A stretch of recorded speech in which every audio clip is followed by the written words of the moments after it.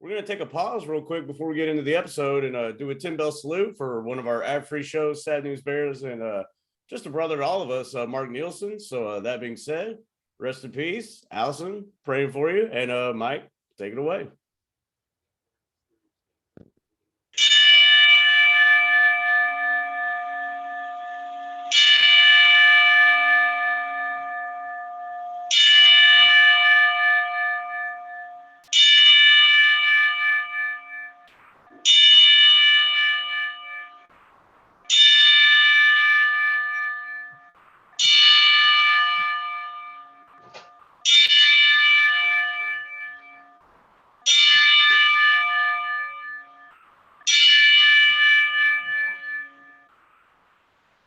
There we are.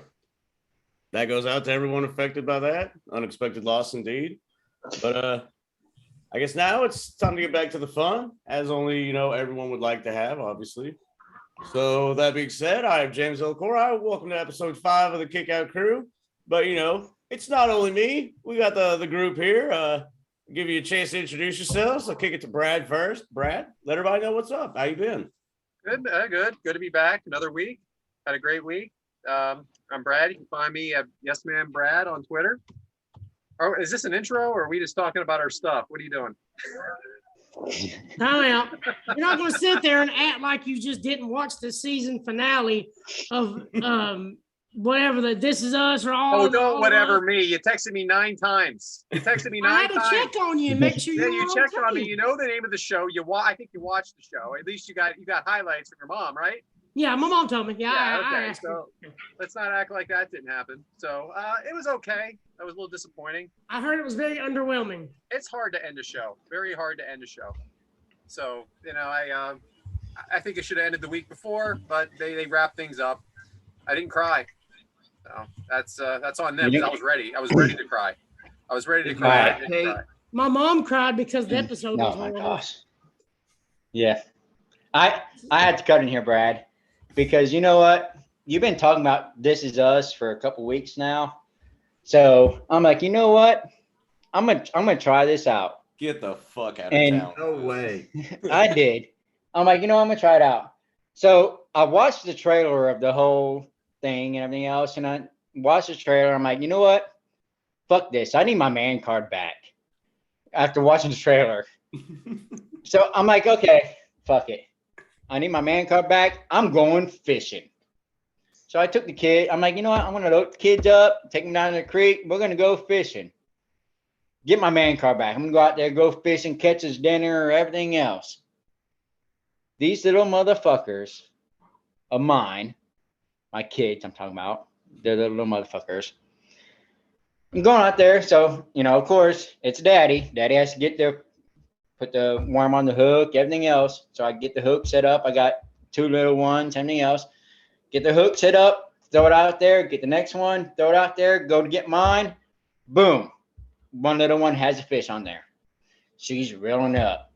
Get that one on, get it off, put another hook on her, go put one on mine. Boom. The next one has a damn fish on there. She reels it up, doing all that. These little bitches caught more fish than I did. Took my man card right back away from me. What the hell am I supposed to do about this? First, it's This Is Us, and then it's my damn little kids catching more fish than I can. I don't know what I'm going to do. And I blame it on This Is Us. Good job, Brad. So, I did have an interesting week as well. I don't know if you guys saw, I went to New York with my daughter. We went and saw Beetlejuice on Broadway. It was kind of our last hurrah before she goes to college. We're walking in Times Square. Times Square is very interesting. Now, there's 2 things I can talk about in Times Square. I'm going to leave one for the other time, which is the legalization of marijuana and how it literally is everywhere, whether it's in a dispensary or just some guy with a random paper bag in the middle of the street juggling it like someone would juggle. Anyway, so we're walking in Central Park and there's a naked movement going on, as I believe there was 5 years ago when I was there. Did you say a naked movement? Did I see? Yeah, what? The guy that plays guitar in his underwear. Did you see? Okay, we are going to get to that guy in a minute. Okay, first I want to talk about the women because let's start there, okay? Now the Saddlebags. women are painted. They're painted and they're completely naked. No bra, no nothing. They are completely naked. They are painted. So I did some little research when I got home, and apparently body paint, it's a gray area whether or not that's clothes or not. And most don't want to get involved in that. Okay, I'm down. Not everybody was a 10, but again, like we talked about last week, everybody is beautiful in their own way. So speaking of the guy that is playing the guitar, so you have this guy with the guitar in his tighty whities. That's naked cowboy. Naked cowboy. So yeah, he's in tighty whities. Men are a little different. They're not painted. They do have underwear on, but it's always a strange choice to me is the tighty whities. So I always thought tighty whities were a strange choice in general in that area, for obvious reasons. So I wanted to kick it out to everybody here. Are there any tighty whitey guys in the group? No. When I play tennis, yeah, I got to keep the berries in a bunch. I'm not talking about berries in a bunch. I'm talking about white. I'm talking about the underwear being white. Now, listen, I have some pairs of briefs. They're black. Do you actually have white ones, Coach?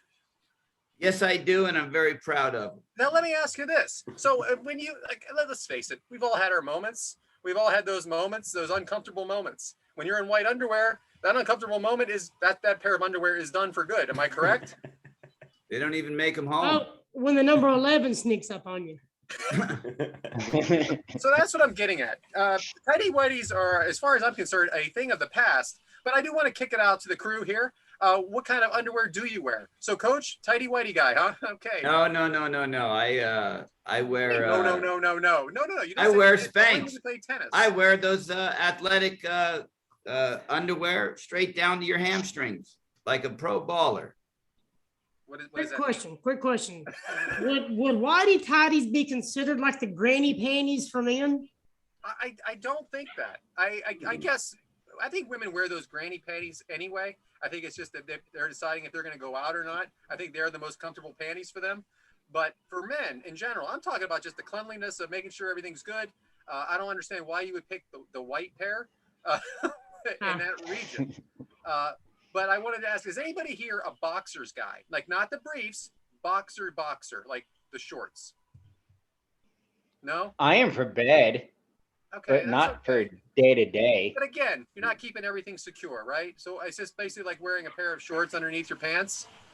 Yeah, but that, like I said, that's for bedtime. That's, when I'm going to bed, I need some airflow, going through there, Easy get access. everything nice and ready. All right, so we want to easy get a picture access. of that as a teaser for Twitter. So make sure you have that to us by the middle of the week. 10-4. Is everybody here a boxer brief guy, a brief guy? Devyn, what are you wearing right now? Right now? Yeah, Well, right I'm now. at Come home, on. so I ain't got anything if you want to see. But I'm just joking. So because Brief you're at red. home, you don't wear underwear? Oh yeah. If I'm home, done for the day, I'll just throw on a pair of shorts. That's it.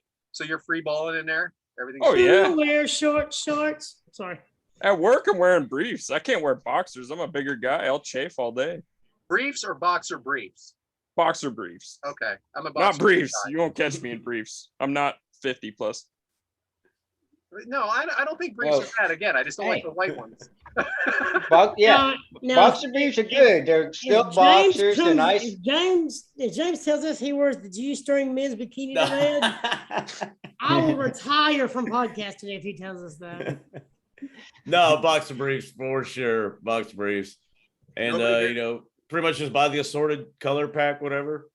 I would say wear a white. I guess Brad's trying to get as a bold, feeling pretty arrogant about your cleanliness that day, I guess, if you wear white all day. So I'll get you with that. You just never know what's going to happen, James. We all have bad days. We all have bad days, and I just like I'm not going to eat spaghetti. I'm not going to wear my white shirt when I'm going to an Italian restaurant. If you catch my drift, okay? Well, all right. Well, we're talking about boxers and boxer briefs and bad days. I'll tell you one thing, and I'll admit it on here. I had a bad day one time. Oh God, I do not like where this is going already. No, well, this ain't too bad. We But need to do a public we all service know, announcement in case there's kids listening. no, this ain't that bad. So we all know I got a son. He's just turned 12. Everything else. I'm a tiny guy. He's grown up to be a teenager. About the same guy size, right? So one day I wake up in the morning, I just throw a pair on, not thinking none of it. little tight, everything else. As I go to work, everything else, I realize everything's real tight. That's what she I don't said. have my shit on. Yeah, I wish that's what she said. It was nice. Boldly said, I'm a tiny guy. Yeah, Yeah, I was gonna say, good thing You know- you're hung like a 12-year-old. exactly. I mean, because you know, if it's anything a little bit bigger than an inch, I might have been in trouble.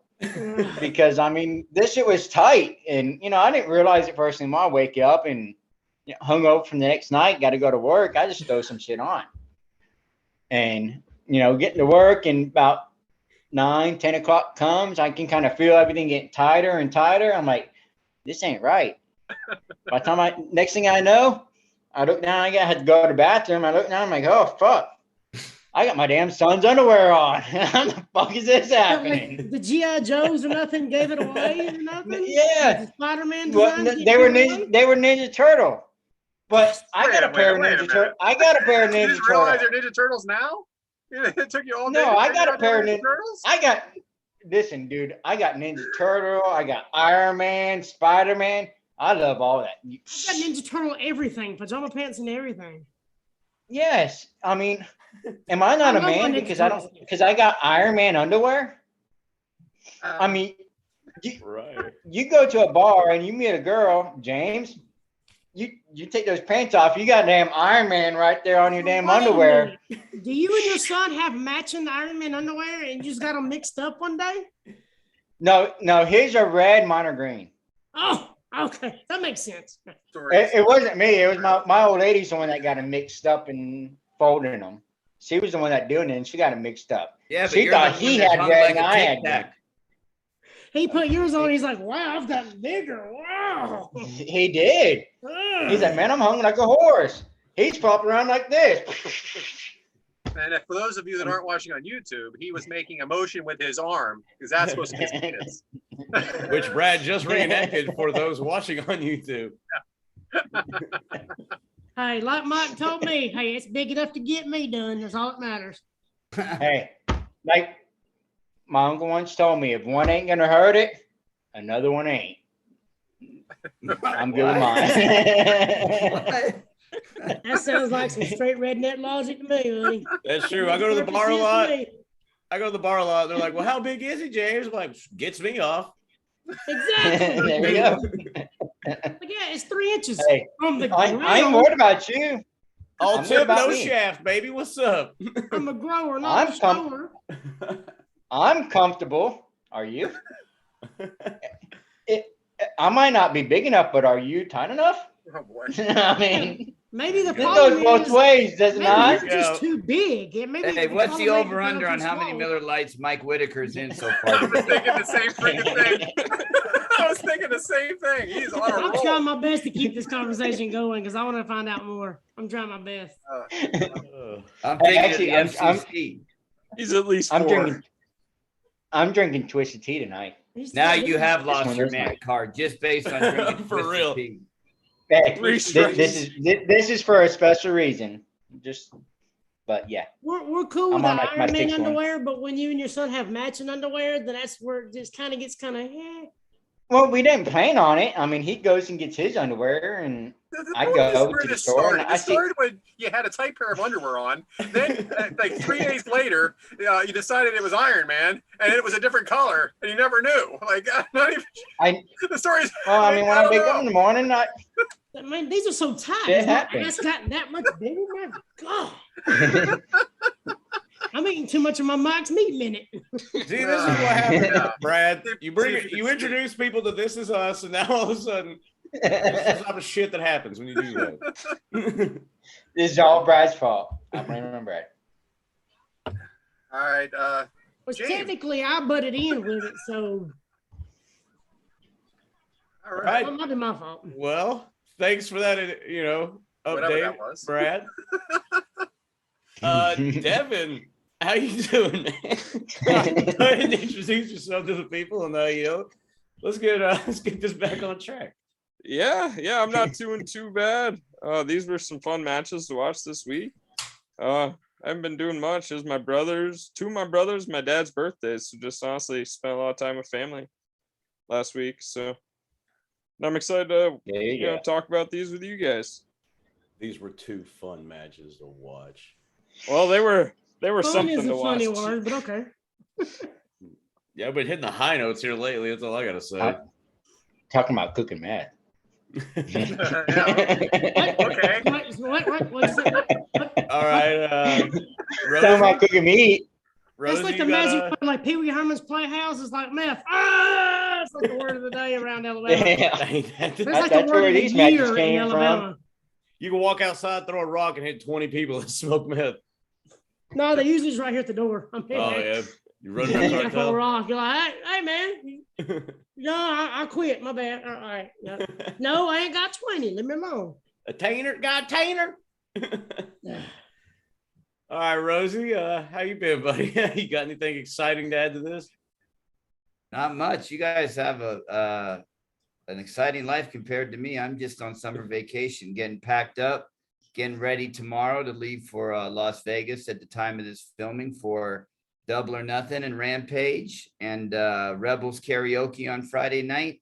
Got a packed weekend. I'm going to go see Cardona fight Saturday night in GCW. I believe Mance Warner is going to be coming back that night as well. Nice. So wall-to-wall wrestling these next couple of days. So I've been resting up and trying to get my Vegas game face ready because that's a whole nother game when you get out there, Jack. There we go. What does Oh, the yeah. Hey, Vegas Coach, game face look like? I'm curious. Well, you always got to keep your head on a swivel because you never know what might come up to you, who might hit you, who might be looking at you, what pretty girls are on the way. You know, you always got to be perceptive because Vegas, even though it looks like it's a beautiful place, it has a dark side to it. So, you know, you can get caught up real quick in Vegas and end up in a eight-foot hole out in the desert. So I'm just gonna Whatever, stay good. I mean, whatever happens in Vegas, does it really stay in Vegas? I mean, is that true? Except for herpes. That shit will come back with you. Oh God, yeah. That's Yes, right. it will. Fair. Hey, Coach, while you're in Vegas, go there to the roulette table. Put 10 on number 16 for me. For what, Joe Montana? Yeah, why not? If that's when you want to do it. Man, it's Greatest Mike quarterback 16 is my Shanahan, lucky right? number. It's Mike 16 is my Shanahan. lucky number. You want me to just put it right on 16? No corners or anything? No, He just said put it right on 16 because that's how much gas is going to be. But That roulette thing, you know, the one that goes around and The around wheel, and yeah, I around. got it. Yeah. Oh, Yeah. we Yeah. got it. Put Yeah, $10 okay. on 16. See what we got. Look, I'll that was 2 film it. episodes I'll ago. The film it. wheel thing was 2 weeks ago, Mike. You're way behind. That's been the deal. Oh. Make a deal. You're way behind. No, fuck. All right. Oh, hell. And Let me get rewind me my another shit. twisted tea, girl. There we go. It was on sale this week. Okay. Off to a hot start. Yeah. to say the Thanks for least. that, Rosie. Adam, Mr. Two Pods, you got anything exciting you want to chime in with people before we get down dirty? Oh man, been a long, rough week. 2 jobs, 2 pod, 2 kids.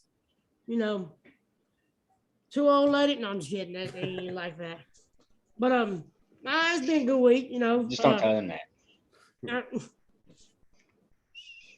But I'm interested on how Mike's 2-year-old fishes better than him. That is kind of interesting for me to hear about. That's awesome. I don't know how she does it. Because how's a kid in diapers catching more fish than you? Especially you being a Southern Well- man. Come on now, Southern man. Well, here's my thing with that. By the time I get their fishing pole out there and get the other one out there, and I'm trying to get mine hooked up, they done got a fish on there, so I can't even get mine hooked up. My fishing pole didn't even hit the damn water, and they got 4 fish coming in. How in the hell am I supposed to fish? So you know what I ended up doing? I threw theirs out there with no bait or nothing out there, and let them sit there with their fishing poles in their hand, waiting for a bite. No bait on there. What were you catching? I threw mine out. Trout. Good old worm fishing. So Good I've old never worm been fishing. more excited to get these matches going in my entire life, James. This is your fault, Brad. You brought the This Is Us bullshit on here. I know I'm interjecting, but James, why don't you go ahead and start us on these matches, please? Wait, Yeah, we'll Brad, do my we- topic thing later because Yeah, I really please. don't Let's know wait what till I'm later, talking about. whatever it is. But Brad, we still need about This Is Us. You have not told us anything about This Is Us because we all took over. That's You okay. got two- You okay? I wasn't going to talk about that. I was going to talk about tidy whities, which I got in. And James, back to you. You got in your tidy whities. That's awesome. Brad, I have one question about This Is Us. Oh my God! Yeah. Did you cry? No, I didn't cry. It wasn't. Not on sad. the season finale. No, the He season. said that earlier. Open your fucking ears. He The said show, that. the show before, I was very The sad. hair's blocking the ears. I mean, the mullet is kind of. Did you get those headphones at Five Below? I don't know. I could have. About to get 5 below this desk in a minute here. Hey, how about get 10 below this desk? What are you talking about? Well, since we're going on and on for nothing really climactic, let's go ahead and start with Seth Rollins versus the Fiend. And Nothing climactic. Sounds like no Friday night. Want to talk about a weak finish? Strap in, because this is going to be fun. It was held on October 6, 2019, at the Golden One Center in Sacramento, California. The attendance reported 10,000. It's pretty much an estimate that I got on everything. The match length, 17 minutes and 4 seconds, but there's a lot of hoopla, so it's kind of stretched. And Meltzer gave it -2 stars. That's all I have. I really don't have the backstory to this because I picked it out of spite because I was blown up by my fellow colleagues here to pick a match. All right. James. Y'all want a Hell in a Cell Pick match? it. Cool. I'll pick one. Seth and the Fiend. You want to bug me? Here we go. Strap in. And then Well, this week's theme was Hell in a Cell. it was, and then somebody else picked the match, changed the match to not Hell in a Cell. So now mine's just hanging out there like a dead piece of fruit. So Thanks, from this Rosie, point but we'll get to forward, that James, later. James does not want to pick matches. If anybody didn't get the hint. So let's talk about this match, Hell in a Cell 2019. First and foremost, it's always, I think we should talk about the Fiend first and about the Fiend character. Now, I'm wearing the Firefly Funhouse shirt. James over there is wearing a Fiend shirt. What do you got on there, Mike? Were you trying to show me something? I got Kick Out Crew shirt. All right.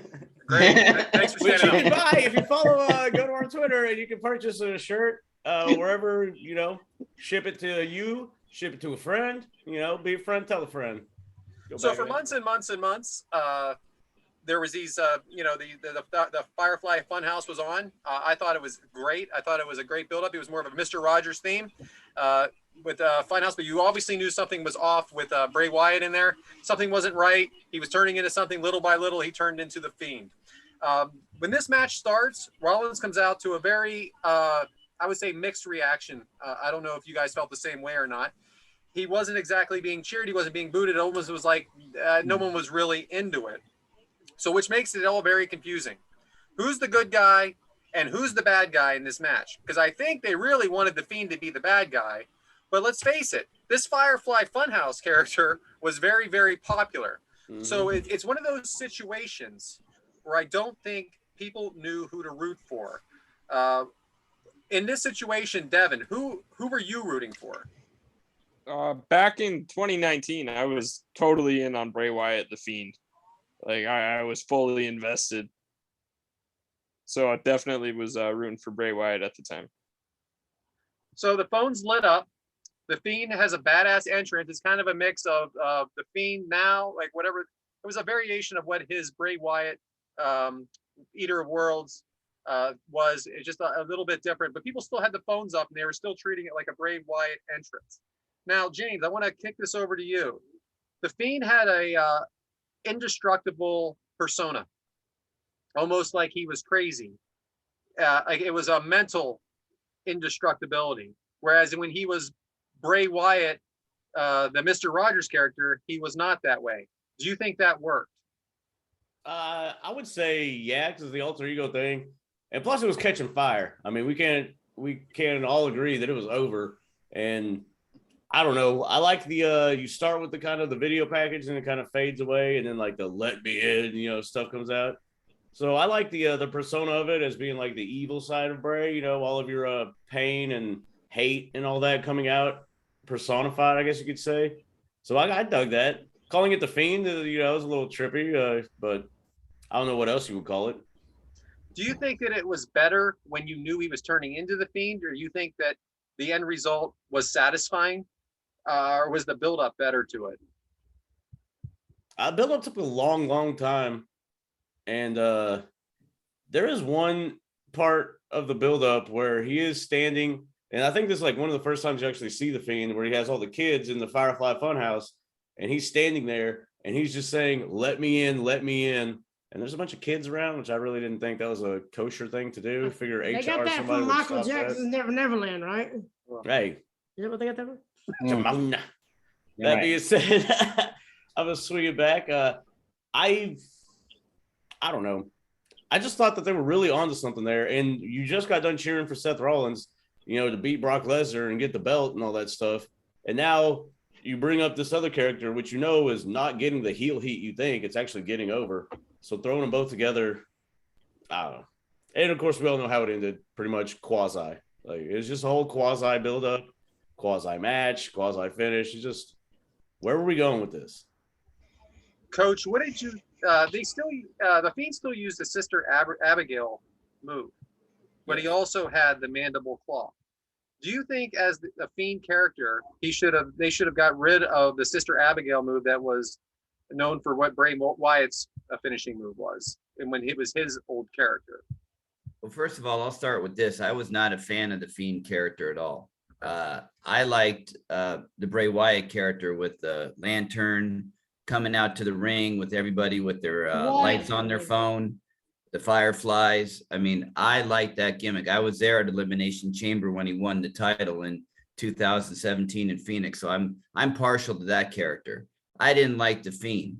So I guess I would say that I enjoyed seeing the Sister Abigail move because it was tied to that old character. But I never thought that that whole face thing, it just didn't scare me. I thought, like, I think of a squash kind of person not looking like that, and I didn't like how he was so good on the mic. Why did they take the mic out of his hands? So I was never partial to the Fiend. Plus, I'm a big Seth Rollins fan because he can turn any gimmick or anything that he's told to act into something that's great. So every adoration of Seth Rollins has been awesome, but I didn't dig the change. I would agree with you on almost everything except for I'll give with you 1 second, Mike. I don't think you ever took the mic out of his hands because he was still using it in the funhouse. You don't agree with that? Good point. Yeah, good point. Good point. Yep. But I understand what you're saying. I didn't understand why they got rid of the Bray Wyatt character because I thought everybody loved the Bray Wyatt character and I didn't understand why it had to end. I didn't think it got stale. I thought the Wyatt family was tremendous. So I wasn't sure of that. What were you going to say, Mike? I was going to ask Coach the Seth Rollins. He said he liked Seth Rollins. You like Seth Rollins now? I love what him he's now. Oh portraying my now? gosh. This is the best. This is one of my top 3 characters of Seth Rollins. I mean, he's flamboyant, outgoing. He's got, that dance he does and how just his ego. I love guys with a big ego. It's hard. Wowie. Yeah, he's great. No, that's fine. That was my question about it. And Mike, I actually was going to ask you this question, which is very strange. I don't know if you saw my notes or where you've been all day, but what is your favorite version of Seth Rollins, Mike? My favorite version actually is the one in this match, the Beast Slayer. Like, I like that type of Seth Rollins. You didn't like the Money? But I was also, no, I didn't like that one. Like, he was just, that was too much for me. But I was also a Fiend fan. I love the Fiend. I love Bray Wyatt. I think he is, like, he can, anything you give him, he's going to come out to you and he's going to give you 100% of no matter what it is. Look, like with the Bray Wyatt from being the swamp dude to being the Fiend, the two difference from those, and he gave 100% for each one. Each one was great. So I'm a big Bray Wyatt fan, no matter what he does. But at this time, we had the Seth Rollins, the Beast Slayer, and that was my favorite version of Seth Rollins. Okay. I was actually going to ask you something, Adam. So I have a page and a half of notes that are, I can't believe it, but they're exactly the same sentence over and over again, just phrased different ways. How many false finishes can we have in a match? How many times can we kick out of someone's finisher? How indestructible can one character be? 4 stomps, 5 stomps, pedigree, And then like a 1 count each time. and a 1 count each time. He absolutely no-sells everything, and I get the character. I totally get the character is mentally crazy or mentally indestructible. But when is too as it and you're gonna this is gonna be a shirt someday, folks. Adam, as an in-ring performer, how would you feel about being in a match like this? You Didn't gotta like speak, it. buddy. It goes against everything I was trained, everything I know. If you lay down on a mat and I hit you with a toolbox, I guarantee you won't get up. It goes, and I know everything's scripted and whatever words you want to throw out, but I mean, how they say it, they want your believability. They want to they kind of blur that line to where it looks kind of real, but stuff like that is just it's just too fake. And I hate that word. God, I hate that word. But it just makes everything look phony. Because 1 stomp, 2 stomps. It's just basically just showing everybody that everything that he does don't hurt. Right, and you're someone that liked the Kurt Angle, Eddie Guerrero match. As someone that's a wrestling purist, I would call you. I can't imagine that you could watch this match and not want to just throw up like Mike just did after he left for the last 2 minutes from video. Oh, welcome back, Mike. I poured out to James last night on a Zoom call. I told James how bad it was and how hard it was to watch. And after watching it again, I'm just like, oh yeah, that's why I didn't like it the first time, because it just, your believability is just thrown out the window completely, because he's a mask, no mask, whatever. He's a man laying down with a ladder, a chair, a toolbox, and a sledgehammer. You tell me after all that, this man can still get up and put a mandible claw on you? It just went too far for me, because it just goes against everything that I've ever been taught and learned. And I understand maybe kicking out of 1 stomp, because Brock Lesnar does it, Roman does it, these bigger name guys does it. Just like the Undertaker Kane when they kick out of the first tombstone, Shawn Michaels tombstone. And I know Bray Wyatt's a big name guy, but this is the Fiend that's just really getting it, just getting rolling. So you can't bring him in to just kick out of all that, because after that, where do you go with him? You had to bring out a semi truck and run over him and hope to God that it's a gimmick truck or something, because it's kind of like when you do something like this, it's like, well, what else can you do? We've thrown all this at him. Now what? Now what do we do? Now what is the answer? You bring Goldberg. Well, there it is. And then the minute he lost, what happened? What happened to that character? It's over. He's done. He's over, because now he's taking regular moves without a sledgehammer, without a cage, without 15 finishers, and he's losing. The Goldberg match doesn't last longer than 5-6 minutes. So now, where do you go with him? And now he loses, and now what momentum does the Fiend have? And it was way too early to lose. And why does Goldberg have to win the fucking championship anyway? I'm so sick of Goldberg being in a championship match. Just be in a match. Thank You you. need to win the championship. You fight 2 times a year, dude. You're done. Fuck You suck. Goldberg. That goes back to my booking from last week. It's just, why do you have him kicking out of? Because Seth Rollins is top 5 guys in WWE, probably top 3 guys in WWE. And you have this guy kicking out of everything. So it's like, well, if he can kick out of all this, then who reality, who can beat him? Right. Exactly. Because and he's kicking out of the champ's shit. He's not kicking. It's not just like a match. That's your champion getting 1 counted. He put out Lesnar with 2 stomps. And you're telling me that, and I know it's supposed to be like the monster kind of deal. And I can understand maybe 3 stomps put him down. But you can't do that and get a 1 count. It's just. How many stomps was in this match? At least 11. 11, 15, I would say 11. maybe. I have them down here. I have them written down. It just keeps going. Now, Devyn, I lost count. I want to kick it over to you, Devyn.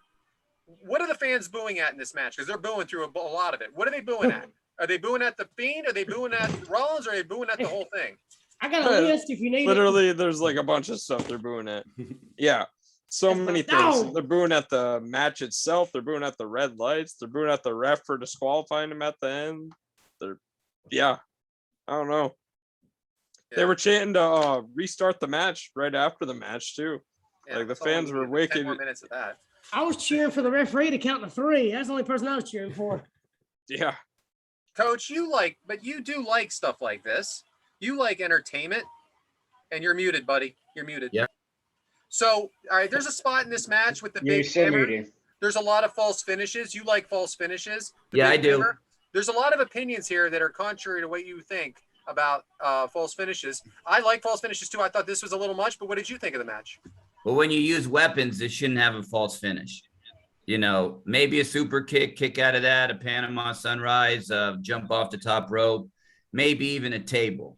But when you're bringing out things that can cause serious bodily harm and probable death in the real world, it just takes away from the quality of the match and the believability of the match, because you already know that he's not going to stay down. So when you see him hit him with the toolbox, you're like, oh shit, he's going to kick out. How bad is this going to look?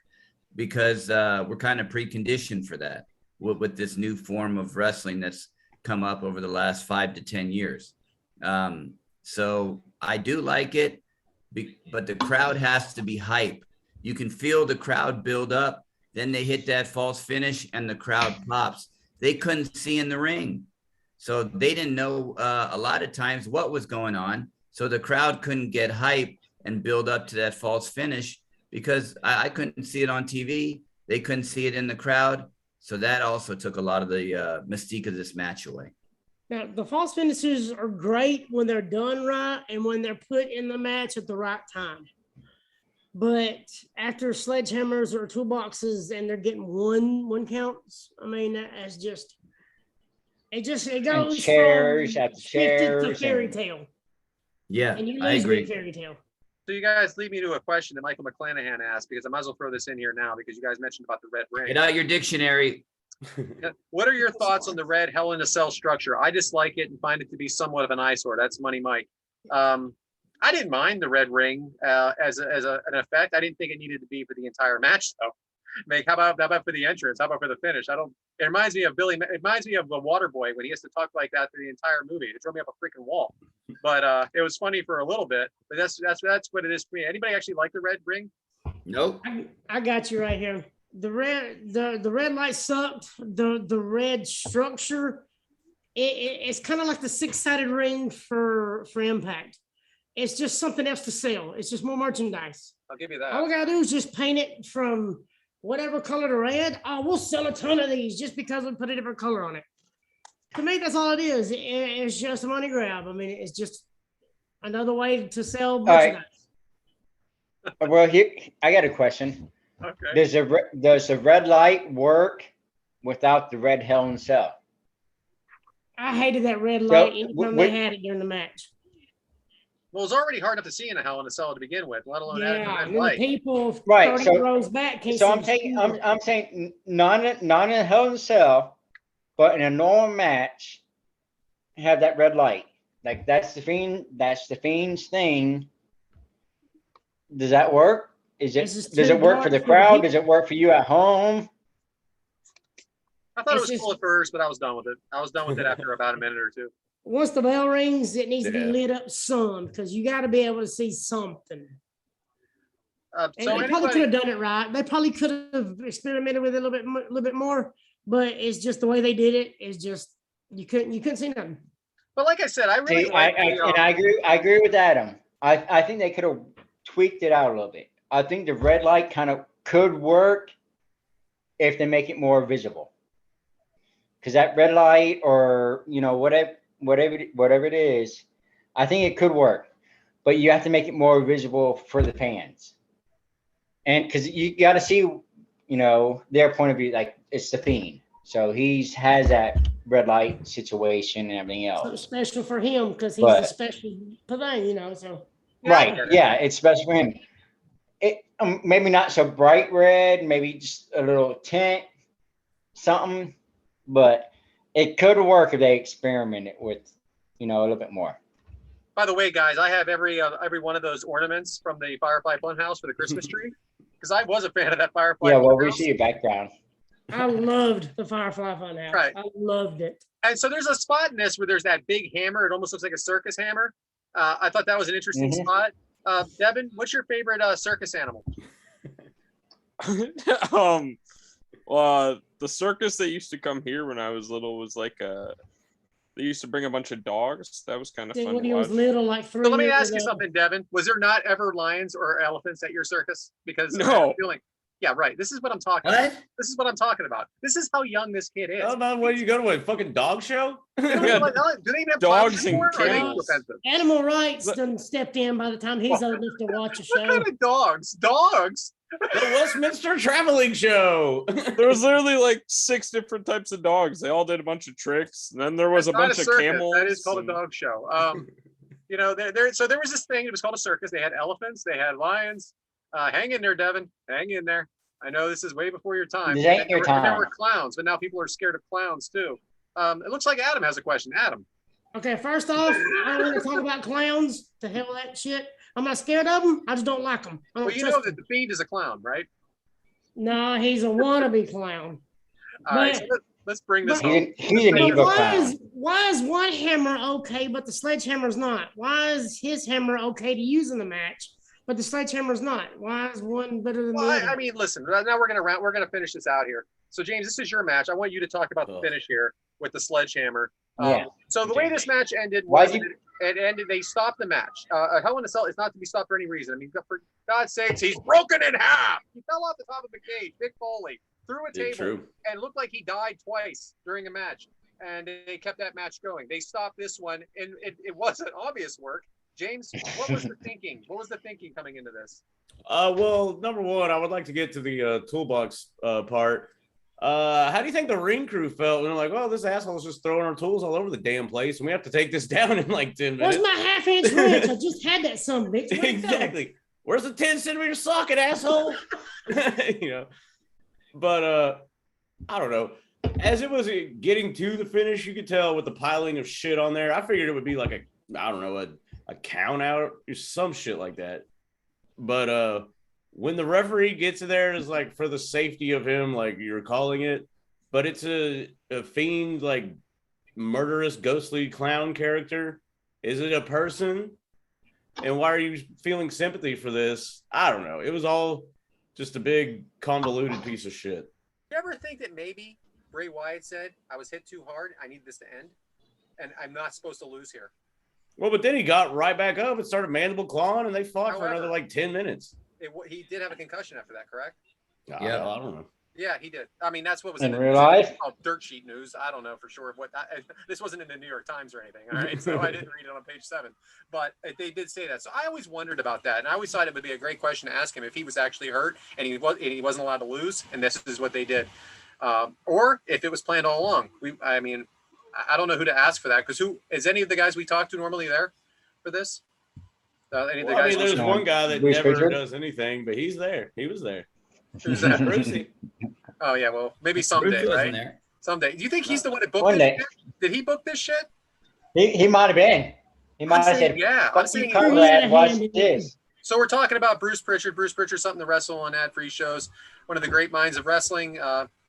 Deep into the WWE to right wrestle now, with. so we're not getting a lot of information. Bro, you need to have a cage match where the Fiend doesn't lose but doesn't win.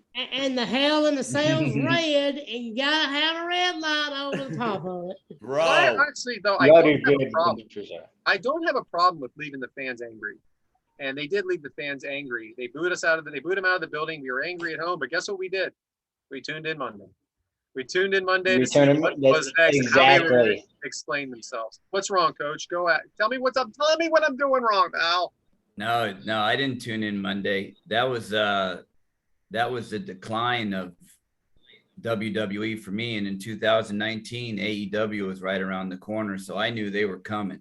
So, I don't even think I watched this live. I might have caught it, on YouTube or whatever, but I was so excited about AEW. This match meant nothing. And WWE, it's progressively gotten worse through the years. Cody's going to give him a nice pop, though. Quick question, Brad. Okay, great. Do you think this match hurt the Fiend as far as the character, the direction that we're going? Because they put this dude up there and he was great. I loved the Fiend character-wise. But do you think this Hell in a Cell match may have hurt him because they went over the top with it? Yeah, I didn't think it helped his character. Yeah. I don't think it killed his character. I think killing his character was having him lose as quickly in his run as that happened. I thought he won the championship too quick, actually. I don't understand why he was in the championship picture. Anyway, a guy like, they always say that a guy like this, a character like this, a Jake the Snake Roberts, a Fiend, an Undertaker doesn't need a championship. The case is always better. Yeah, just have him as an indestructible force. But once you win a championship, eventually you have to lose it. Most guys like Roman Reigns, I know he's going to have it for 700 days or whatever it's going to be. Well, that wasn't the case back then. No one was doing that. It was a 200-day run at most. So I don't think him having the championship or even being in the championship picture helped the Fiend character, period, let alone this match. But, with him having the championship, all they had to do is bring in Goldberg. Because Goldberg can beat everybody. And anybody. Except for Braun Strowman. He can't beat Braun Strowman. Yeah, by the way, listening back to last week's episode, you think he's green, so.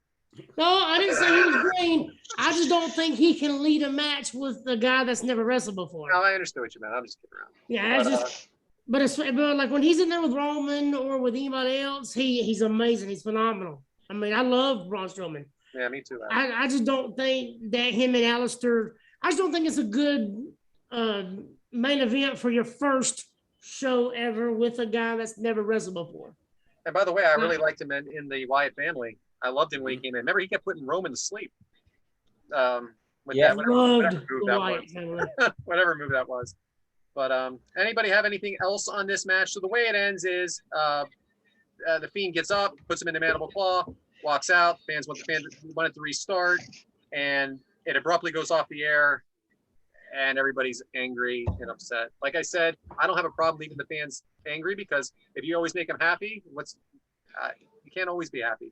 But there's a difference. Right. A double DQ in a main event of a big pay-per-view, that's not a good way to finish. Not to mention in a match is no disqualification. So yeah. And I think AEW did 10 days later or something like that. I think it's when Dynamite kicked off. It would have been so much better with like a 10 count. Like, look, he didn't get up. Are you allowed to do that? Match is over. I don't even know. I mean, all I know is I know we're not going to talk about the Hell in a Cell from Mick Foley too much, but you can't help but have a Hell in a Cell match and not bring up one of the guy kept going, and not to mention he went through a table. He almost died going through the cage, and then he came back in the next match and interfered with his tooth up his nose. Yeah. So it's really hard for us to see a disqualification. There's never going to be another Hell in a Cell match. So. Anyway, the match was, I understand the end of the match, but calling it disqualification was the wrong way to go with it. But they didn't want him pinned, but they also didn't want. Then why have a Hell in a Cell? That's exactly. That's the point. Why that is the question. Exactly. Goes back to booking. They could have had anything else happening. Yeah. Just why book this match in general? That's the question. It should have been like a prisoner match. This shit. I believe the Fiend was only like. I think that he was only like debuted about 2 months ago before this match. So he was fairly new. Yeah, because he was in a tag team with Matt Hardy for a while. And then that's when he kind of transitioned into the Fiend. I believe that's how it happened. Well, anyway, great choice, James. Don't worry. We won't give you any more matches, pal. Yeah. Hey, it's y'all show, man. Next, gave us a lot to talk about. All right, wait until we hear about our next you wanna go on the questions that pertain to this match and get those? I asked one. Let me see what else. Because pretty much like 4 of them have to do with this match. How should the Fiend Seth? All right, so this is from our buddy Arrows. Arrows said, "How should the Fiend Seth Rollins rivalry ended?" How did it end? You guys, that's how memorable it was. Arrows, love you, brother. Hope you get to feeling better soon, man. Yeah. So, honestly, I think that in this case, I think that the Fiend should have gone over. He was a newer character, supposed to be indestructible, and he should have beat Seth Rollins, and that should be the end of that rivalry. And quick but and he destructive. ended up beating Seth Rollins in another pay-per-view later on, and I can't remember which one it was, but Well, he won in Saudi Arabia, didn't he? Didn't the I Fiend think it's beat what him it in was. Saudi It might have been Arabia? He Saudi lost. Yeah. That's where he lost, was Saudi Arabia. Because remember, we were shocked Yeah. that they even had a championship change hands there, because it's usually a glorified house show. And I was very surprised that the championship changed hands there. But I don't know. Anybody have They any? should have blew off the rivalry, had 2 great matches, and then blow off the rivalry in a Hell in a Cell. And you can make a hell of a rivalry with Seth Rollins. I mean, you can make a great story with him. So If you by do the it way, right. Michael McClanahan, we've answered this question 17 times already, but we're just going to read it just because we love Money Mike. How much does having a no contest or DQ finish in the Hell in a Cell devalue the match concept? Well, completely. Okay. Well, completely. So great job, Money Mike, on that obvious one. Man, I anybody could have asked that question, pal. That's We got Bryant too.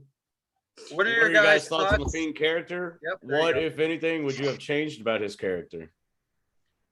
Like Nothing. I said, no, what I would have changed was I would have never had him win the championship. That was the only thing I would have changed. Is there's no need to win the championship, because all you can do when you win the championship is lose the championship eventually, which will devalue this character. At least keep him like a monster, like the Undertaker, like Jake the Snake, just guys that just you come to see the character, not the championship. That's what I would So do. do you think he could become the next Undertaker?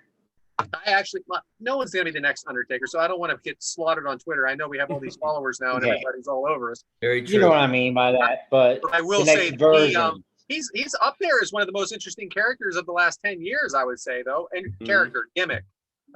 It's hard. It's hard to carry a gimmick for that long.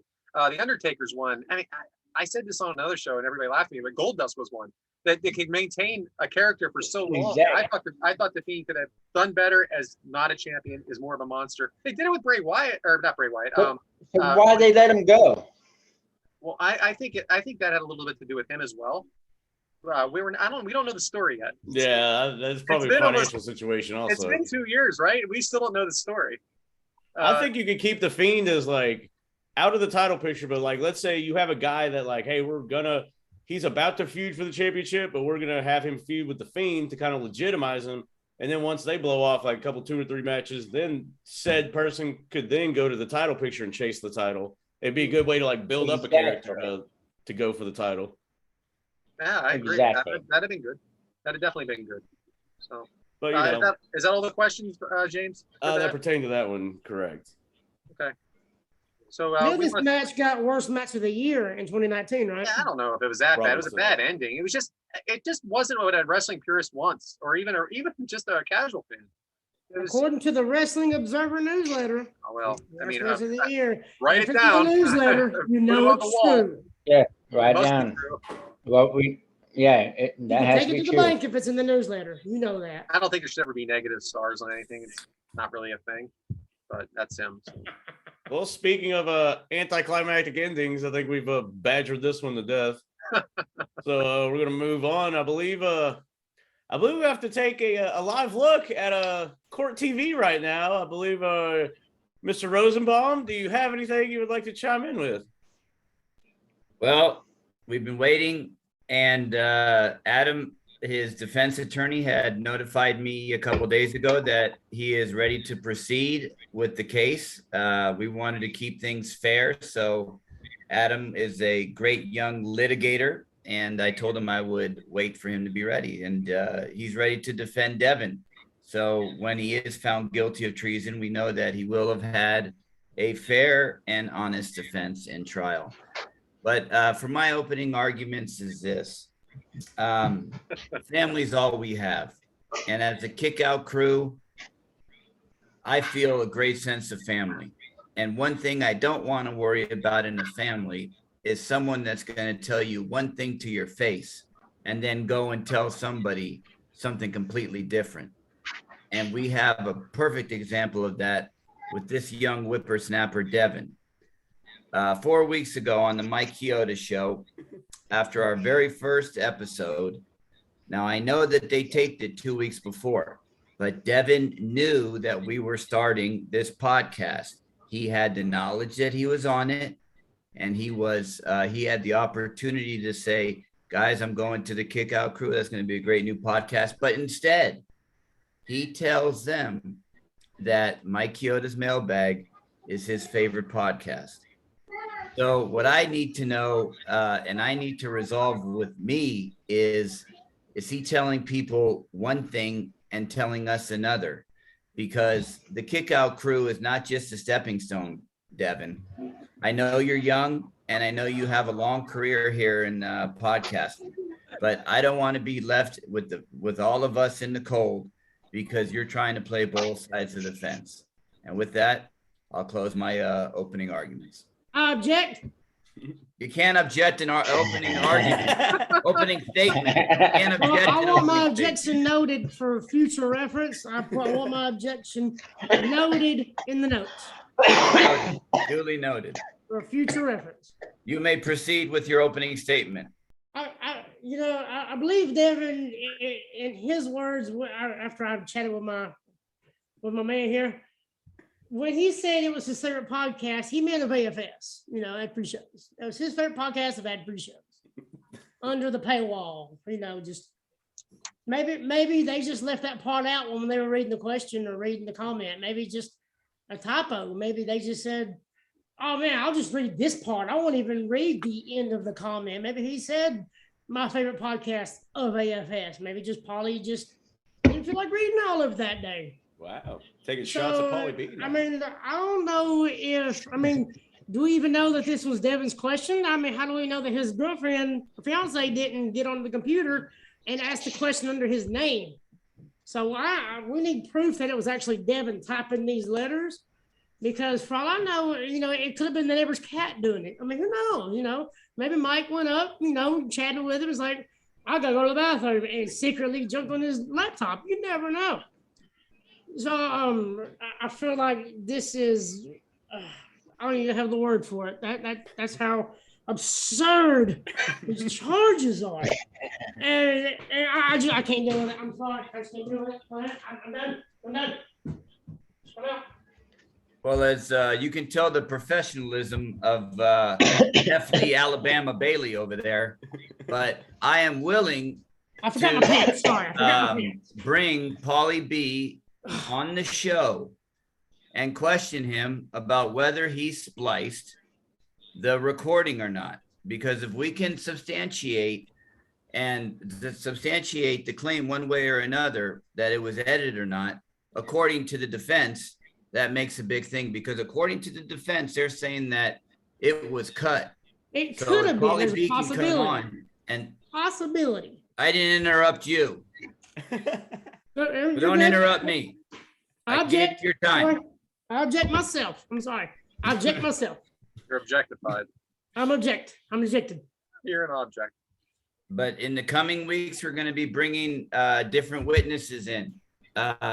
And in fact, one of my most impactful witnesses is Devyn's fiance. And she is willing to come on and discuss some of the things that Devyn has possibly said about us behind our backs. And she's willing to do that because she's wondering, if this is the best fit for Devyn. So that is news to me. That is news to me. Exactly. And it's going to be the news to the world. And we're going to get to the bottom of this. And just for example, I've heard that you call Mike Whitaker a troll, that he looks like a little troll. Mike, I've heard that. And I'm going to be bringing proof that Devyn's been saying this behind your back. Smoking leprechaun. He is putting words in my mouth, but now for Brad, we know your feelings on Goldberg, but behind your back, Devyn's saying, well, if you talk so much shit about Goldberg, why does he have the same hairstyle at him, huh? What the fuck? So that's number two. And James, I can't talk about what he's saying. I'll kick his ass smooth there. Kick out crew my ass. We'll Job, that to the chat. Lucky's not going to Top Guy Weekend. Yep. Yet. I was willing to offer him my wristband, but I can only imagine what he says behind my back. So again, defense, do you have anything else? Otherwise, we'll start calling witnesses next week. I'm all on board with witnesses. I do want to question the credibility of a one Pauly B, because looking at his Instagram and stuff like that, he's got pictures of Charlotte Flair and Ric Flair and totally. And I mean, who knows if this is the best company? I mean, because if he's hanging out there's a guy here shooting a bird on his Instagram. So if he's hanging out with these type of people, then how's his credibility going to look on the stand? And I just feel like we're going over the freedom of speech here.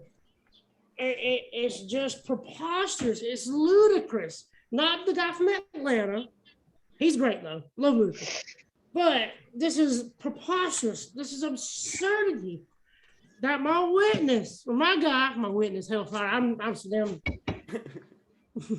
All right. That my client can express his feelings knowing that he has the 10 Commandments, amendments, and every other constitutional thing you want to throw in behind his back, knowing that if he has something to say, that the Second Amendment says he can say it freely.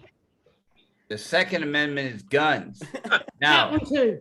to finish this off, I'm going to give both of you guys some homework. The First Amendment, that's it. I'm so flustered I Exactly. can't even think of the damn numbers right. Let me take this Now, shit. Adam, I want you to I'll leave this damn research. thing. Take it off. I want you to research the word hearsay, because that's going to really help you in the next couple of weeks of this case. I want you to research what hearsay is.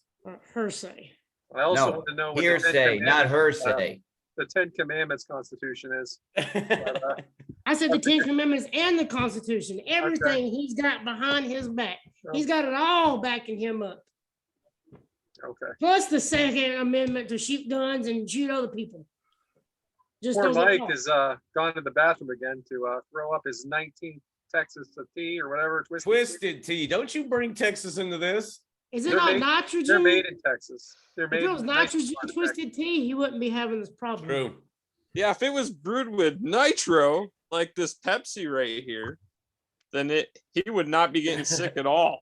You're on trial. This is what you got. Gotta get my product placement in. I know he's not allowed to talk. He's not allowed He's to got to talk. pay now. me somehow, so he's getting these credits. Hey. right here. Hey, for one, y'all, Oh boy. I'm not Walking getting all the way sick. I'm not throwing up. I just have to take a piss. Second one in 5 minutes. Woo! I Anyway, just wanna Twisted say tea how can's as big as it he. happens. What do you expect? We're talking about Devyn playing both sides to the middle, and it's like blah blah blah, and then all of a sudden when Pauly B's name gets mentioned, all of a sudden, well, now we're questioning the legitimacy of Pauly B, which is once again y'all playing both sides to the middle. So is it the best podcast or is Pauly B unprofessional? I don't fucking know, because seems like Devyn's straddling that line pretty good right there.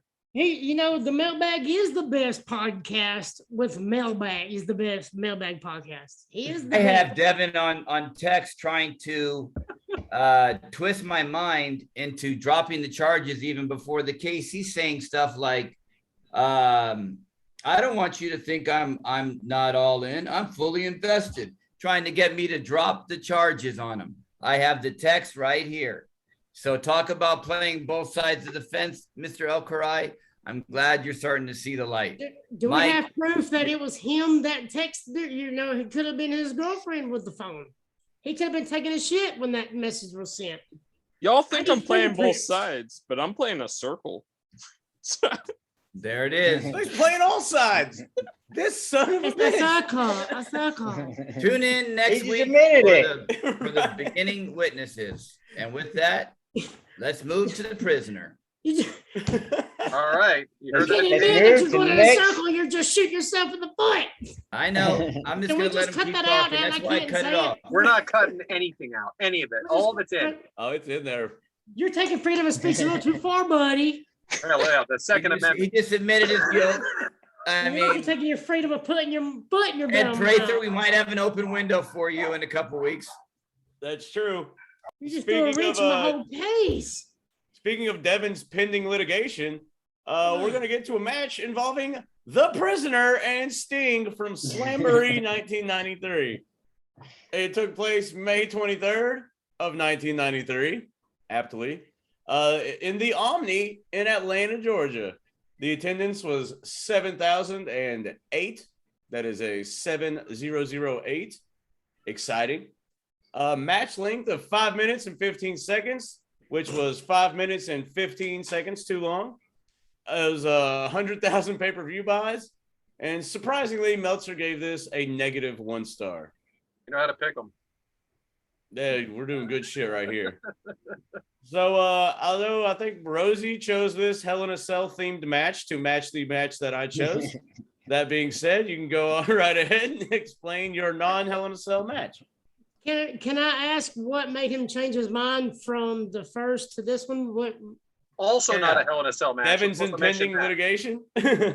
I'll be happy to tell you why. I'm going to try to pair up some of the matches that we hear here in AFS to our show to get some multiple perspectives. So a week or two ago, Tony's show, What Happened When, was about, or was it Eric's? Eric. One of the two. I think it was Eric's. You're right. It was Slamboree 93.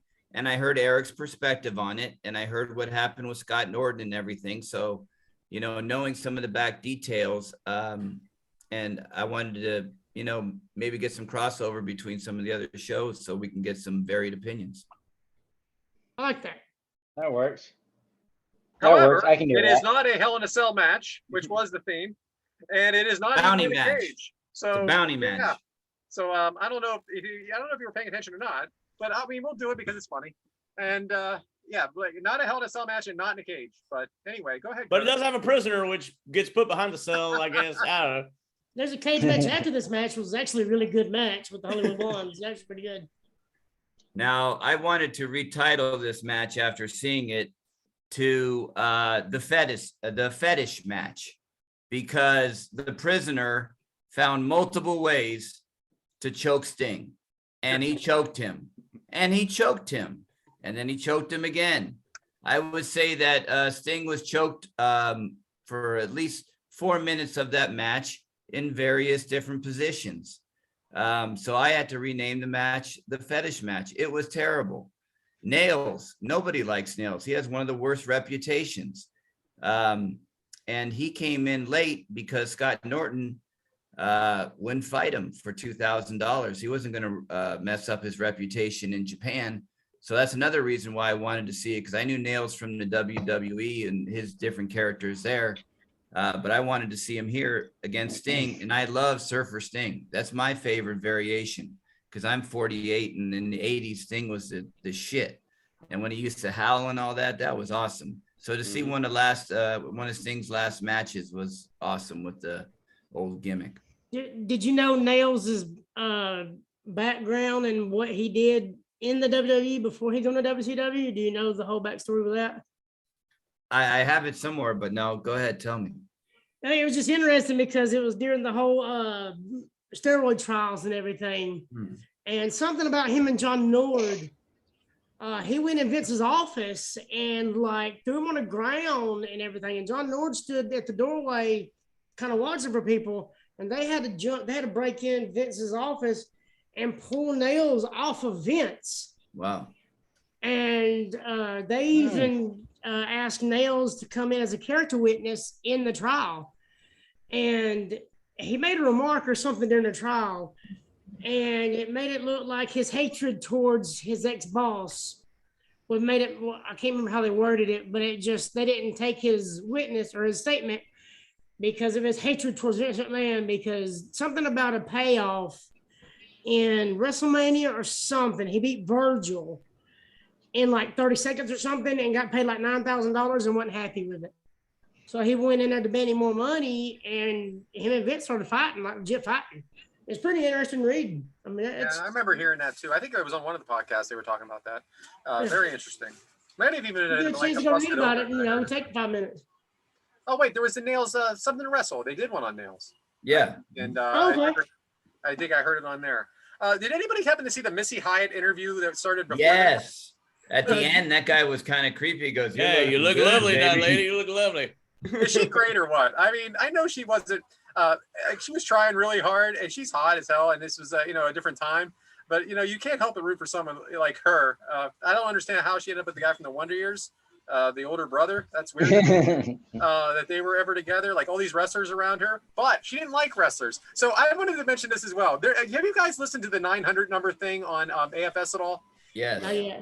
So there is one where it's Eric Bischoff and Missy Hyatt on there for the entire time. And someone actually called in and asked, "Hey, what do you think about managing Ric Flair again?" And without a hesitation at all, she said, "I'd rather fucking work at McDonald's." She meant it. She don't like Ric Flair, and it was so good. They were so awkward, but I love that 900 number stuff because it's so like there's outtakes and everything like that. So if this cheap plug for Ad Free shows real quick. If you're interested, there's stuff like that. If you like the behind the scenes stuff. I got busted calling those 900 numbers. I would just keep going to different friends' houses. I wasn't calling from my house. I wasn't stupid. So I would go to a kid named Charlie's house, run up his bill, then go to somebody else's house and run up their bill. So I kind of had a racket. And then I got caught and had to pay him back. The 900 numbers I called wasn't wrestling 900 numbers though. That's what I started. Got in trouble for that one, Adam. As soon as I said 900, I knew I was in trouble. Devyn, I wanted to talk to you a little bit about the prisoner. Now he comes out in the prisoner outfit. Is he still? I like how you're asking the defendant, the person in question to be the prisoner, the nails guy. So he's still in his, the orange, Department of Corrections outfit. What did he do? What is he a prisoner? Is he still a prisoner? What did he do to get there? So I looked up the real guy, the prisoner, Kevin Wacholtz. He is currently selling trailers and cars. So he's in the same business as you right now, Brad. He got blackballed after the whole Vince McMahon thing.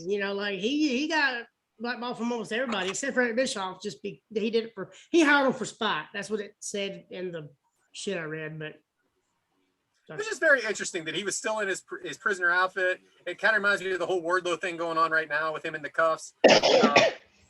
Now, was this a no DQ match? It was not, correct? No, it was a pin. Sting got the pin was botched, and the count on the pin was botched.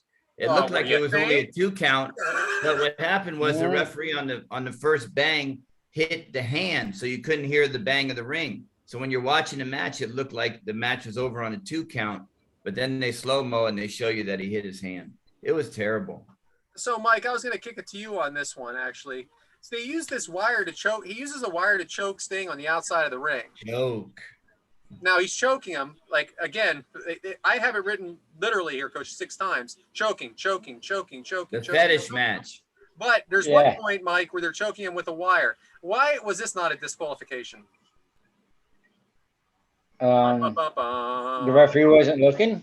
The referee was looking. I don't know. Do you think if he would have hit him with a lead pipe, it would have been a disqualification? Only with a sledgehammer. Lead pipe's okay. What I'm getting at, what is it about choking with wire that didn't cause a disqualification here? I thought there was some it might be because he's a prisoner. He came from prison, so the referee didn't want to interfere and all that stuff. And I heard he's Scottish too. Yeah, and there ain't no telling what the prisoner's gonna do to the referee if he disqualifies him. Now, I wanted to kick it back to you, Coach, because like I said, this is your match. But was this a real big push for the prisoner? Because he was dominating the match. Yeah, no, he was I think he went to Saturday Night or one of those other crappy shows. He was a very short-lived gimmick, and he was one and done. They gave him the shot on that big stage, and he couldn't do anything but choke people. And then even Sting's clothesline off the top rope wasn't very good either. I understand what you're saying, but I thought that he sold the fact that he was a prisoner. I thought he was choking him. He was breaking the rules. He was breaking the law. Wasn't he just playing a character? I mean, in this situation, Adam, if it was you as an in-ring performer, would you have done what they told you to do? Do something illegal. You're a prisoner. You're not supposed to do it the right way. Well, and that's the thing. He did that, and also it being what they call it, a bounty match. Yeah, I don't know what that even means. And the bounty was what, to hurt Sting, take him out, something to that effect. Yeah. So if it's a bounty match, then why is he even trying to pin him? Why ain't he just going to hurt him? I mean, if the bounty is to hurt Sting, That's take all him he out. needs to do. The hell with was a to 3 hurt Sting. count. Go hit him with a sledgehammer or whatever. Go get Dog. You know, maybe he's a good bounty hunter. Yeah, just Mhm. dude, be the prisoner gimmick. Just go beat the shit out of him. Who cares you're disqualified? As long as you take him out, you did your part. So we did have a question come in. Who was it? Brian? Was it Brian Haremza? They wanted to know what our Yes. favorite version of Sting was. I think we did answer this before, but Brian, we like you, and I know how to say your name perfectly. So I'm going to go ahead. I do like Surfer Sting. And I know Coach does. Now, Devyn, hang in there, buddy. Who's your favorite version of Sting again? Crow It's the Sting? Crow Sting. Yeah, I figured that, pal. James? Man, that's kind of a tough one because I actually like the bleach blonde Surfer Sting quite a bit because that's what I grew up on, and watching him turn, ominous and dark and stuff with the Crow. Obviously, that was like the biggest boom in wrestling too. So it's kind of hard to, I don't know. How about Joker Sting? Thank you. Thank you. watched, Took my Nah. ass. All I right. like Joker. Y'all Joker ready? Sting in Impact was amazing. Okay. Yeah. Y'all How ready about for you, this? Mike? Wolfpack Sting. Okay. Old tomato I'm I'm face. Tomato Sting. The only Tomato thing I face. didn't like I'm was Wolfpack WWE Sting. for 15 minutes Sting. That's the only thing I didn't like was the 15 minutes of fame in the WWE Sting. I Nope. Yeah. didn't work for me. Yeah, Didn't no. work for him. I think if there wasn't just it was because there wasn't anything else for him at the time. It's the only reason he went there. It was a shame. I know there was talk about doing that match. I wanted to shoot myself when I saw that in the group chat. But anyway, Yeah. someone who was it? I think it was Michael McClanahan. Go figure. He wanted to know what we thought of his 1993 run. Who's 93 run? The Sting. Sting? I apologize, Coach. Oh. Thank you for clarifying. Pronouns, pal. Yeah, you're right. Michael What did he do in McClanahan's run. 93? Yeah, 93, no. I was Again, not 13. memorable. I think this is the end of Bill Watts' time, so no, I don't think anybody was real memorable from that time. So what do you think if Sting? What do you think Sting would have done in 1993 in WWE? You think he could have been a champion, or you think he would have got lost in the shuffle? I'm asking anybody. Sold a lot of merch and got Ooh. lost in the shuffle. Like here we have. This is a Bret Hart. You don't think he could? Bret Hart. I think he could have. I think he could have replaced the Ultimate Warrior. I think he 93. could have worked well with a Hitman. I don't know if he would have worked well with Hogan back then. I don't think he was ever Right. bigger than life. Do you? No, he would have been not terrible, but I don't think he would have been not used properly, and he wasn't a WWF kind of guy back then. Yeah, I forget. He had his niche in WCW. I don't think he wanted to mess that up, and I mean to He see would have him just been that wrestle. blonde. He would've wrestle been those that blonde guys. guy. Yeah, he would have gotten crushed in WWF, and we would never have seen the greatness grow into the Crow. I agree. I think that he made the right move by staying there. He would have had a mid-card run probably, but they wouldn't know what to do with him other than, hey, he's this built blonde guy that does cool moves. And that's it. I mean, they ruined Owen, so what do you think they're going to do with Sting? They Is ruined that not Ultimate Warrior? Ultimate Warrior was Besides not from the start. besides Sting could work and Ultimate Warrior could not. So you're saying he could have been like an Ultimate Warrior in WWE? Is that what you're saying? I think he could have been better than Ultimate Warrior. Well, Ultimate Warrior, he was a few moves. He was a look. At Few the moves, time I Bill. liked him. Looking back now, JR has talked me right out of that. JR from Had Free Shows, of course, has talked me right out of liking him. But Ultimate Warrior. If they Ultimate were a Warrior would have tag never team, had right? that music, if he would Tag- never had that music, do you think he'd It would have been. I think if they switched it, Ultimate Warrior in WWE or WCW and Sting in WWE or WWF, it would have been completely different. yeah. So let's talk about Because the finish. Sting could work. Sting had the work ethic. Ultimate Warrior didn't. He had the body. He had the style. He had the look. He didn't have the. He couldn't work. But you're itching. Ultimate Warrior could not work, but he had the look. What is it, Sting Adam? could work, but did not have the look. Quick question, just out of curiosity. Ultimate Warrior, he had the charisma and the music. If he wouldn't have had that music, do you think maybe he may not have been as exciting? Like if he didn't run out to the ring No, with that part of his music, gimmick. Part of his No, gimmick. no, it would have been no. like a totally different person altogether. You think? Yep. Yeah, no, He needed completely it. It was different. right for the time. It was definitely right for the time. But if he Might would not have had be any today. other kind of music, I don't think it would have worked. I agree. I think it was the gimmick, No. just the gimmick that worked. Did you Now, ever I'm- see him live, Brad? I did. Did you ever see him No, live? no, I didn't. No. Oh yeah. You guys I are wasn't too allowed to young go. this. I wasn't allowed to go to any of that stuff. I had to, Oh, pay you my weren't? own money. Devyn, James, what do y'all think? Like I said, I like the Sting for sure. The bleach blonde Sting. I think Ultimate Warrior was just straight up flash in the pan, all entrance, nothing else. Mhm. Entrance and shaking the ropes, and it seemed like they tried to do the Hulk up thing with Warrior, like get him beat down, then Hulk up, and then nothing happens. I don't know. That's it. Yeah, But I mean, really- we Go ahead, we Devin, seen I'm how sorry. Renegade was in WCW. I think that's what Ultimate Warrior would have been. What's your favorite Renegade promo, Devin? There it is. Hi. I knew this was freaking coming. The only one Hey, I've left seen. Guys, WCW. I gotta run in. Hey, I gotta run in. Hey, what's up, sweetheart? Hey, Hi. There's that better fisherman than your daddy. Good job, sweetheart. Yeah. Sweetheart. I fish better than Natty. Hi. Hi. Yeah. So hi, kick out crew. Thank God you don't like your Hey. mommy. Go somewhere.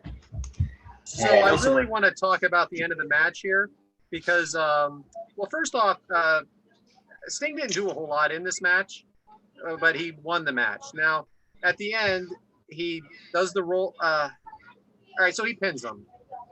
The shoulders are up. It's quite obvious that the shoulders are up again.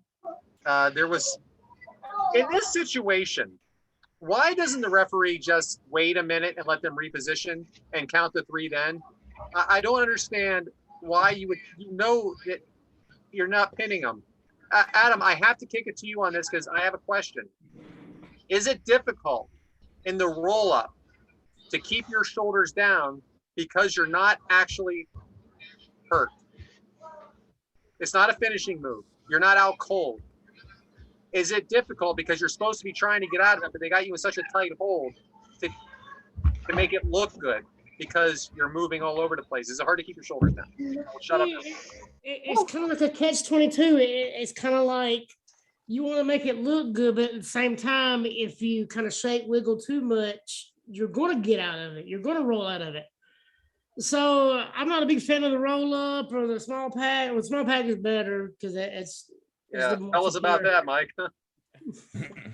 Love that small package.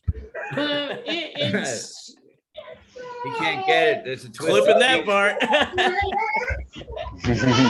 it's just one of them moves to where if you don't do it right, it just looks like shit. So I wanted to talk about Asuka this week. Actually had a roll up sort of similar to this. And she did Mike, not we had a move her- problem with this with your damn dogs. Now your kids, put it on mute. So Asuka got rolled up, but she was definitely not. It was like a roll up kind of defeat, and she didn't move her shoulders at all. Okay. However, nobody was pinning her shoulders, so I wasn't quite. I started thinking back to this match because she's not hurt to the point where she shouldn't be able to kick out. At the same time, she's trying to keep her shoulders down. You're right. It is a catch-22, isn't it?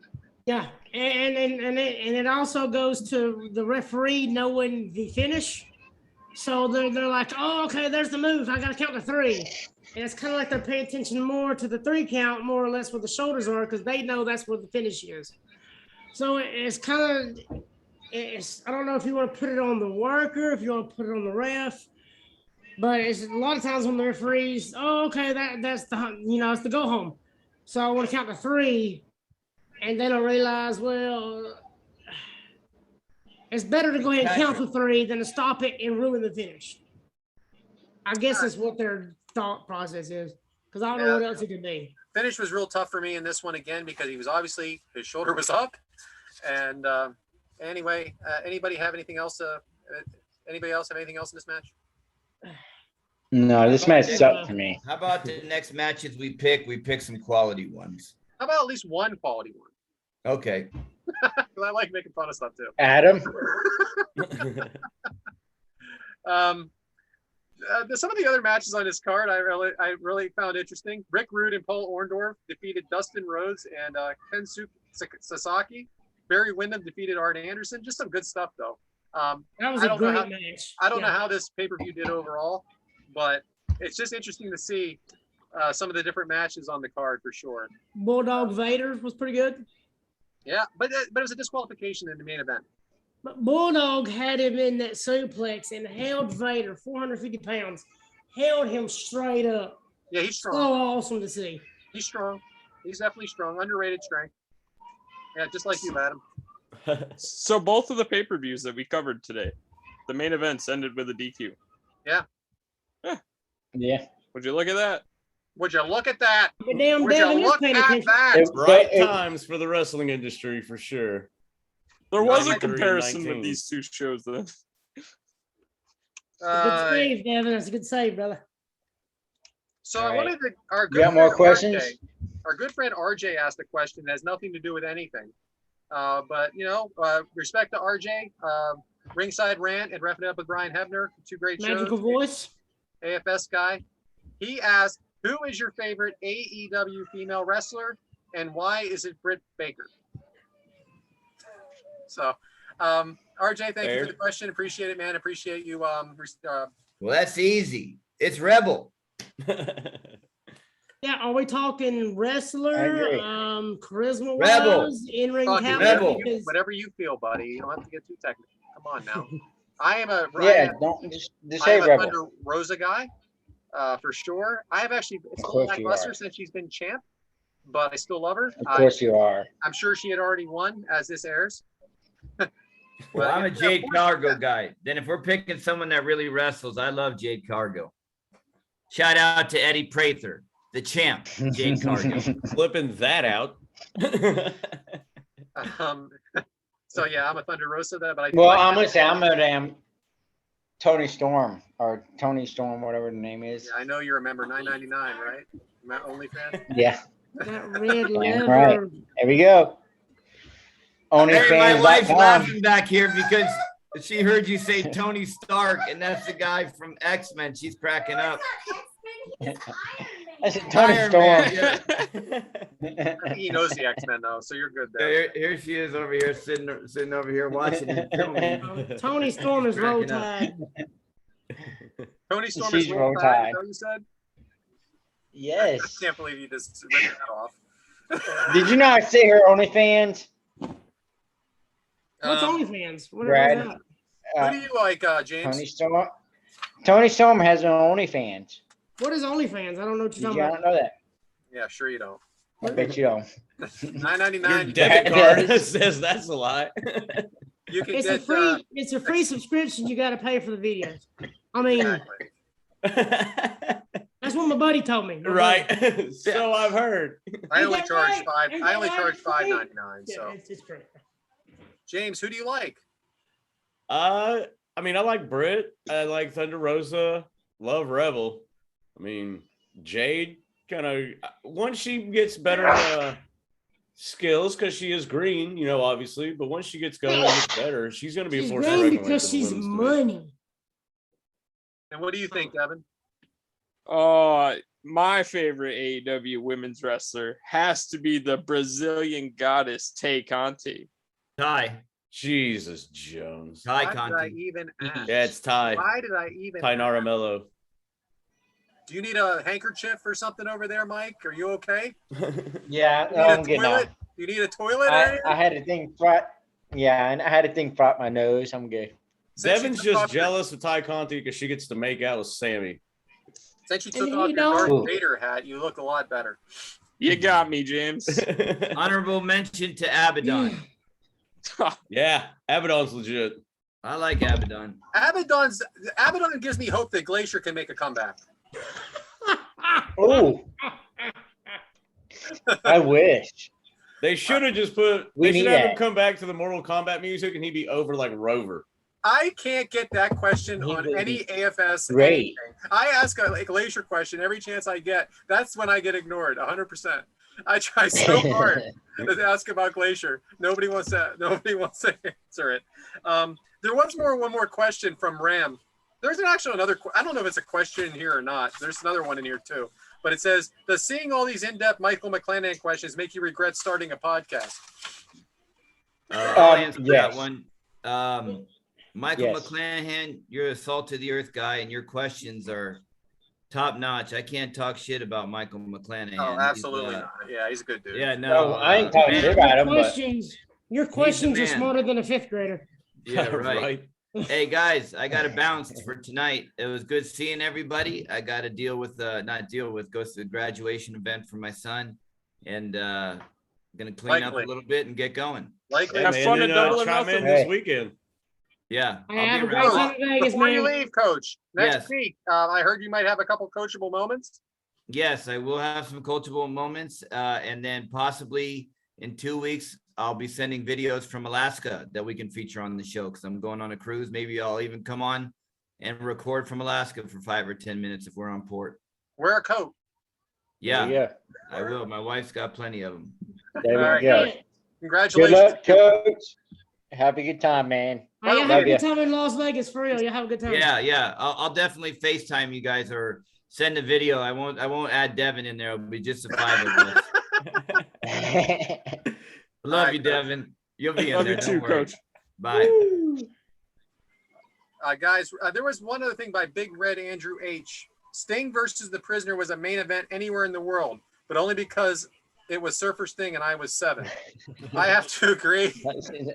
This was Trash. this was a tough. I mean, Coach is gone now. I have no idea why he picked. Like, I know he gave an explanation. It was kind of half-assed, but like he picked the Hell in a Cell match. It wasn't in a cell, and it wasn't even in a cage.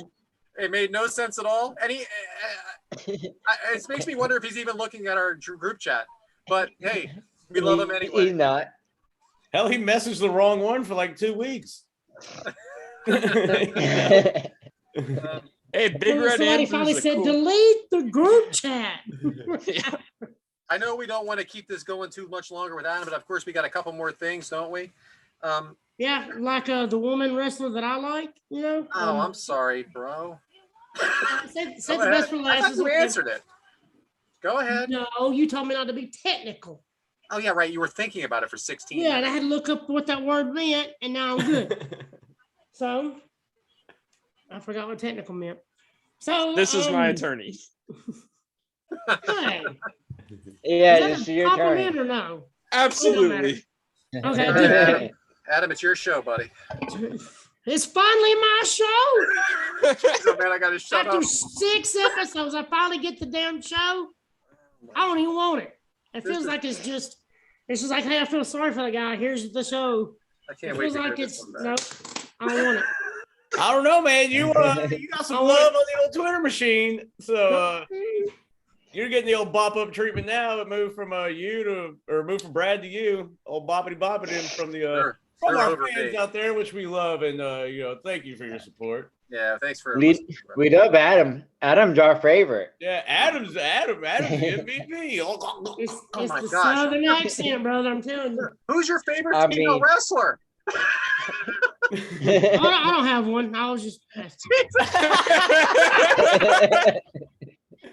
I like Britt and Rebel, of course, and And whoever else is naked, you know, and and whoever wears the least amount of clothing is probably my favorite in that match. I like Trish. Big fan of the Stratus. bunny. The bunny's good. Allie. Where's she And been? Anna Jay's doing a whole lot better, you know, since she started. Chris, now. I forgot about old Statlander. I haven't And think Krista, Chris oh back. yeah, okay, yeah.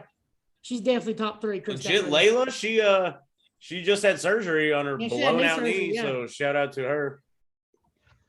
But I like a version of all of them. I mean, And it's nobody just said good Serena wrestling. Deeb, which I thought was funny.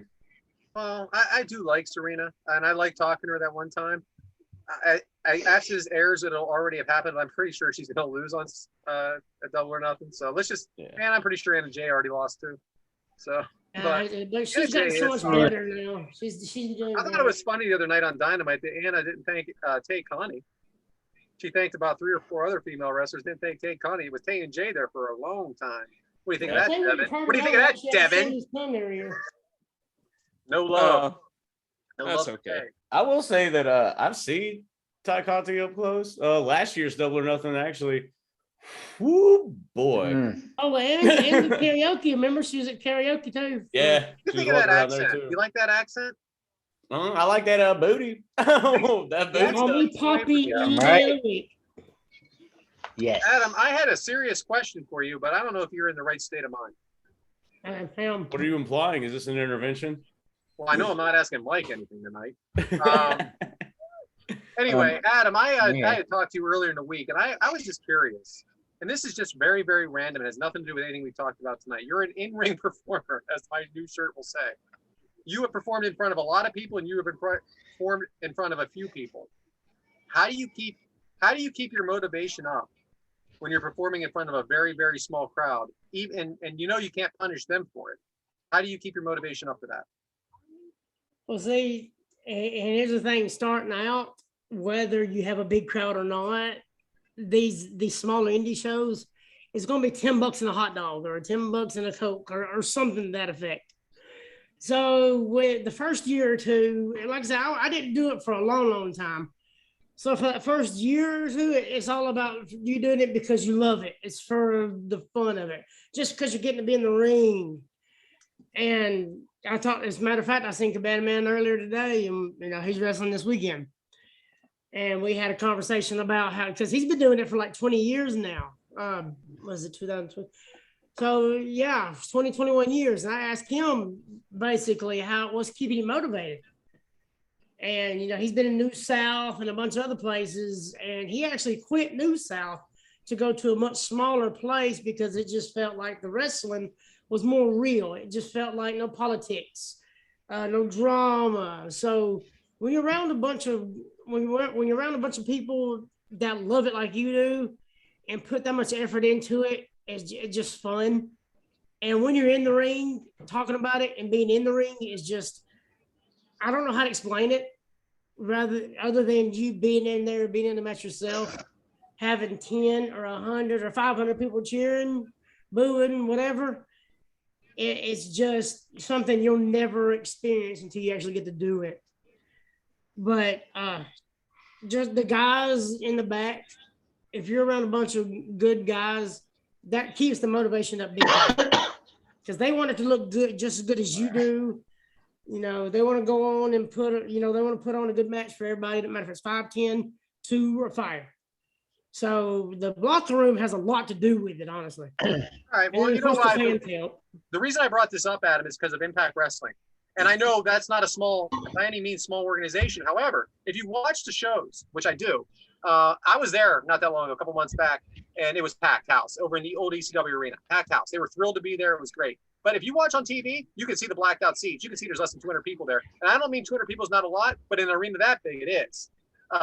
It doesn't look good. And I just wondered I was just curious how you can keep it up in that situation, knowing that you're not getting the fan support that you should. However, the people that are there deserves it. Yeah. Yeah, I was just curious about that. I don't have any F, Marry, Kills this week, guys, but I was thinking about would you rather, just one, okay? And I hope I didn't ask this last week. I listened back. I didn't hear it. Would you rather take a shit in the toilet at a party and everybody smells it and you can't flush? Or would you rather go in the woods outside of the party and not be able to wipe and walk back into the party? Now, when you say Go in the woods. wipe, what do you mean? Like, you can. You got to just go back in. There's only poison ivy. What about your socks? Nope, you don't have socks. You're wearing sandals. See, I don't wear sandals. No, you do. It's a beach party. I'm a grown man. I don't wear sandals.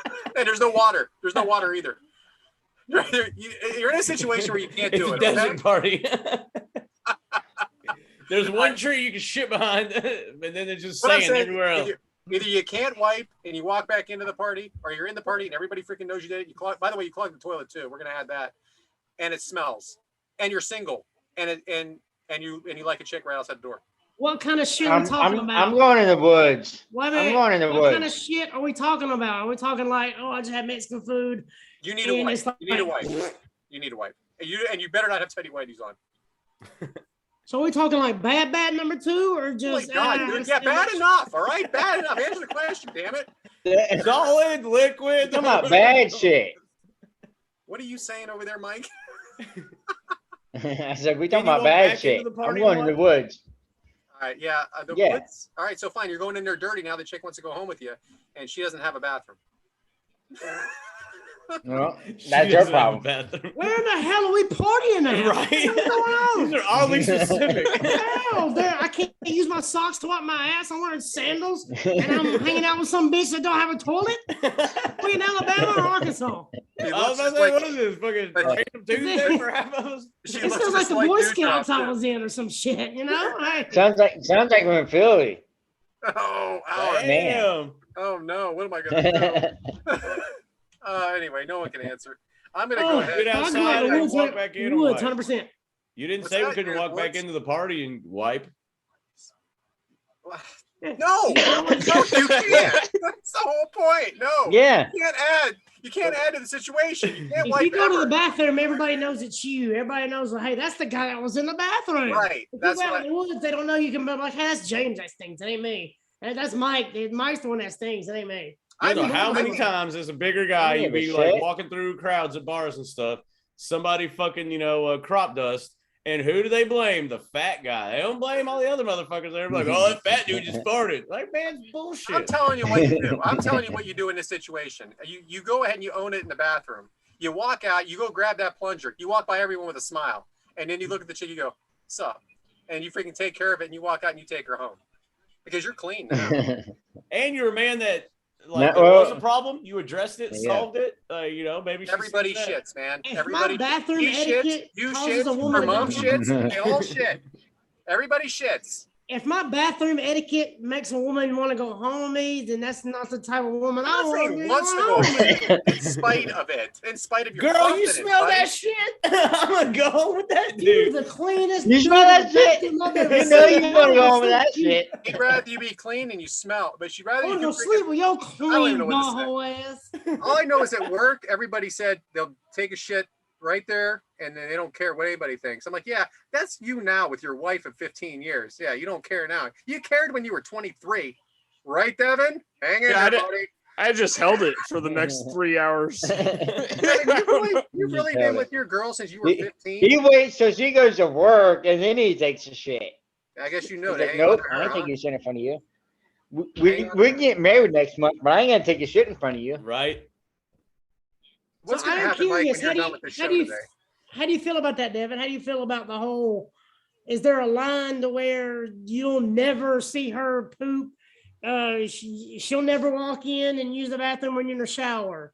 How do you feel about? Talking Is about there a Cleveland line steamers there? and stuff? Is that where you're getting at? Glass bottom boats and Cleveland steamers? Well, no, like some like Yeah. it's like Devyn's in the shower and she's got to use the bathroom. Is Devyn going to unlock the door and let her take a shit while he's in the shower? Or is I that, don't- I or just is that don't lock cross the the door. line? She can use the toilet. I don't care. But Um, at our house, we have 2 bathrooms. So there you go. Mm. Use one. Just use Yeah. one. I don't understand why we have to share the bathroom when we're taking shits. I don't even get it. Freaking one at a time. Thanks. Okay, well, if you got one bathroom, You got one bathroom. if you're Is there a okay, line? okay, wait. Oh, boy. You're out of town. You're in a motel room. You got one bathroom. You're in there taking a shower, getting cleaned up, and Eric comes in and says, "Hey, babe, I gotta take a shit." I gotta take a Mondo, dude. What are you gonna do? Are you gonna jump out of the shower and dry off and everything else, and let her go in the bathroom and take a shit, or are you gonna just take a shower and let her take a shit? Or vice versa. What if she's in the shower and you gotta take a shit? She's gonna let you go take a shit? Where are we Yeah, at? he'll be a Where are we at? bachelor if that ever happens. Where are we at in the situation, Mike? Where are we at? In a In a hotel? hotel. I don't know. I'm going to tell you what I'm doing. Yeah, I'm we're in a lobby. hotel. We're out of town. We're on vacation in a hotel. Is there a We hotel we ain't lobby at with a home. We ain't got bathroom? two bathrooms. all right. So I don't care at all. She can shit in the toilet if she wants to. It's my fucking fiance. Okay. Go for it. Women shouldn't even be allowed to take a shit. No, I Yeah. don't know if they When do. I've women never take a seen it. shit, they stink. I've never seen They it, so I don't stink. know if women actually take a shit or not. I've never seen Well, it. hey, you can Google this video Oh. called "Two Girls, One Cup," and you'll see enough. Don't feces. Google that. Don't Google that. Interesting Don't ever life. Google that. Don't Google that. That's a trick. Yeah, and that's how you fuck up your ads on your Facebook page, and you get random videos on your Facebook page. I was so Because of tricked that into one watching that circus. video. I was tricked into watching that Dude, video like 15 years listen. ago. When we were pledging, when I was a pledge for the fraternity, we had like chapter meetings, every week, and they would fucking play from start to. And I'm telling you, you think you've seen it all, and that video goes to another extreme. A lot of So, people Devyn, chime you- off after like 30 seconds. We watched the whole thing. It was fucking watched the whole thing terrifying. because I was So which strapped to the one chair. of y'all like waffles? Do y'all like waffles? I don't know what that means. Oh, This was a God question on almighty. Top Guy Theater. I like waffles. Go ahead. Like, do you like a little coloring on your waffles? Like maybe I a don't blue like one? where this is going at all. I don't Do like. you like blue waffles? Sure. Google it. I don't want to. Well, Mike's dude, meat. you're Mike's, right. Mike's, Mike's meat minute. Mike's meat minute. Oh, we got Mike's Meat Minute. Right after Hey, the blue Speaking of waffles. blue yes. waffles, Let's even get through this sentence. blue Speaking waffles, of blue waffles, Time for Mike's Meat Minute. Blue waffles Where and the Worcestershire fuck did sauce this is go all you to? need. we got Mike's Meat Minute. And speaking of blue waffles, I'm going with salmon. So I'm going to go with the Bad grilled fish in my salmon. day. Yeah, there you go. I mean, everybody ate bad fish or two in the day. Smell it up. What I want to do with this one, get a little salmon going on. Get you a cup of butter. Put that shit in the microwave, melt it up. Put you a bit of JR seasoning in there. Maybe a little bit of garlic in there. Rub it on that salmon, throw it on the grill, and get to 165, and there you go. Holy shit. Dude. Easy I peasy. can't wait for you to hear this shit. I'm doing an I easy really one this week. That was I- like Mike's I- meat I'm- 30 seconds. That wasn't a minute. Yeah, what? Okay. Sounds like my, Well, sounds okay, like my well, right Friday here. night, if you hear what I'll I'm keep on going. I'll keep on going on No, this that's one. okay. So what we you have want to Devyn's do with He this said, one? that's okay. You want well, hey, I'll keep on going. So what you want to do with this one is you want to get you some rice on the side. Get you some rice out there. Put your salmon on the rice. Maybe some asparagus. Throw some asparagus on the grill. Get your asparagus nice and ready, and then you got your salmon. What am I at? 50 seconds right now? Mike's complete meal minute. Mike's You don't do meat. I'm orange there. and citrus? You do a citrus. I was trying. Yeah. Throw you a Mike's couple of meal lemon minute. limes I on love there. it. I wasn't prepared for this week for the Mike's Meat Minute. I ain't gonna lie. yeah, I got one question, Brad. yeah, okay, good. How did Anthony feel being on the show last week? Did He you didn't get say his- anything. He didn't say a damn word yet. He probably didn't listen. I He did. was on the show and he don't know how he felt about being on the show? I warned him that he was on the show. Go figure. And Oh, Brad, you didn't have to put me on the show, Brad. I greatly appreciate it. That type of shit. so I'm still waiting to hear what he thought of hearing himself for the first time on air. I want to ask him tomorrow. Hey, kind of our first official guest. Oh, Brad kind doing of. an impersonation of Pirates is technically our first guest. Yeah. Go Pats! He's I was waiting to hear. He didn't say anything, so I guess that's how it went. And I mocked to JR probably like 4 times, so technically Apparently we he had a didn't hate famous it. guest too. Well, he hates us either way, so I don't We mind. can go through it all. Well, that kick out crew. They got a So show. mine- Well, a show. So did I'm everybody sorry, get that to was my do mic their- impression from the night. Do we have a Devyn demographic for any way possible here, Devyn? Oh yeah. Yeah, I was wondering Devyn. if everybody got to do their topic for the day. I don't know. Topic schmopics, right? Oh yeah. We all fucked topic- up today, so it My don't topic matter. is Jeff Jarrett being on Brooklyn School Sessions. That's all I gotta say. Should be good. Mike's Minute will be on for next week. A special. All right, so for my Devyn's demographic of the week, I don't know Whose if y'all dog have I just got ever. run over? Wait a minute. Whose dog just got You run hear that? Wait till the end and then he bark. All I right, don't- go. I don't know if any of you guys have ever seen this before, but it's called Banana Ball. It's the Savannah Bananas baseball team.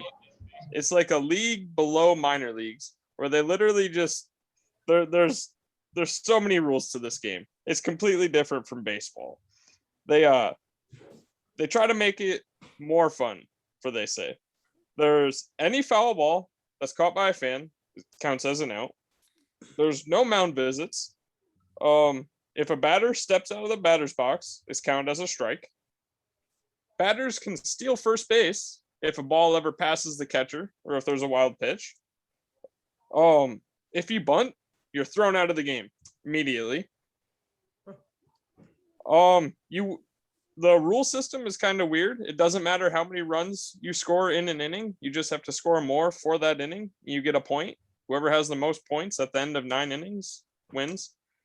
And then there's also a 2-hour time limit to this. I think it's really cool. It kind of adds a cool aspect, a new, a new game, No, like it's a cool, new man. style of Very good. baseball. Very It cool. sounds like Kinda the sprawl. XFL for baseball. No, it's nice to have new games. Sprawl. You know, one time, cornhole was a new game, right? So Well, I think it's Globetrotter-esque. I think it's more of a entertainment entity than What's it called again? actual sport. It's called Banana Ball. It's by the Savannah Bananas baseball team. They also 'cause make- banana they also ball make- in Alabama is totally different. they also make banana hammocks at the same place. So Oh, you know what James wears on the weekends. You know it. Hey, which you I can don't subscribe to the know. OnlyFans to get that And it- exclusive content. And if you're watching on YouTube, Mike has left the building again. And this is his 4th time in the His bathroom. doggies In are an hour and a barking. half. Smallest bladder in Georgia. I don't know if he went to work today or he just got started or what the case may be, but I can't wait for him to hear this back. Mike's been doing it. He's been doing them curls today. Right. They are doing a documentary type of a thing on the banana whatever on ESPN. They're gonna like chronicle the season, I think. Oh, how awesome. Great job, Devin. I love this shit, man. This is so much better than birds and a freaking Pepsi. oh, thank you.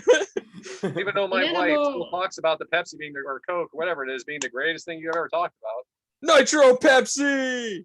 Banana ball sounds like something we do in Alabama, but it doesn't have nothing to do with a banana or ball.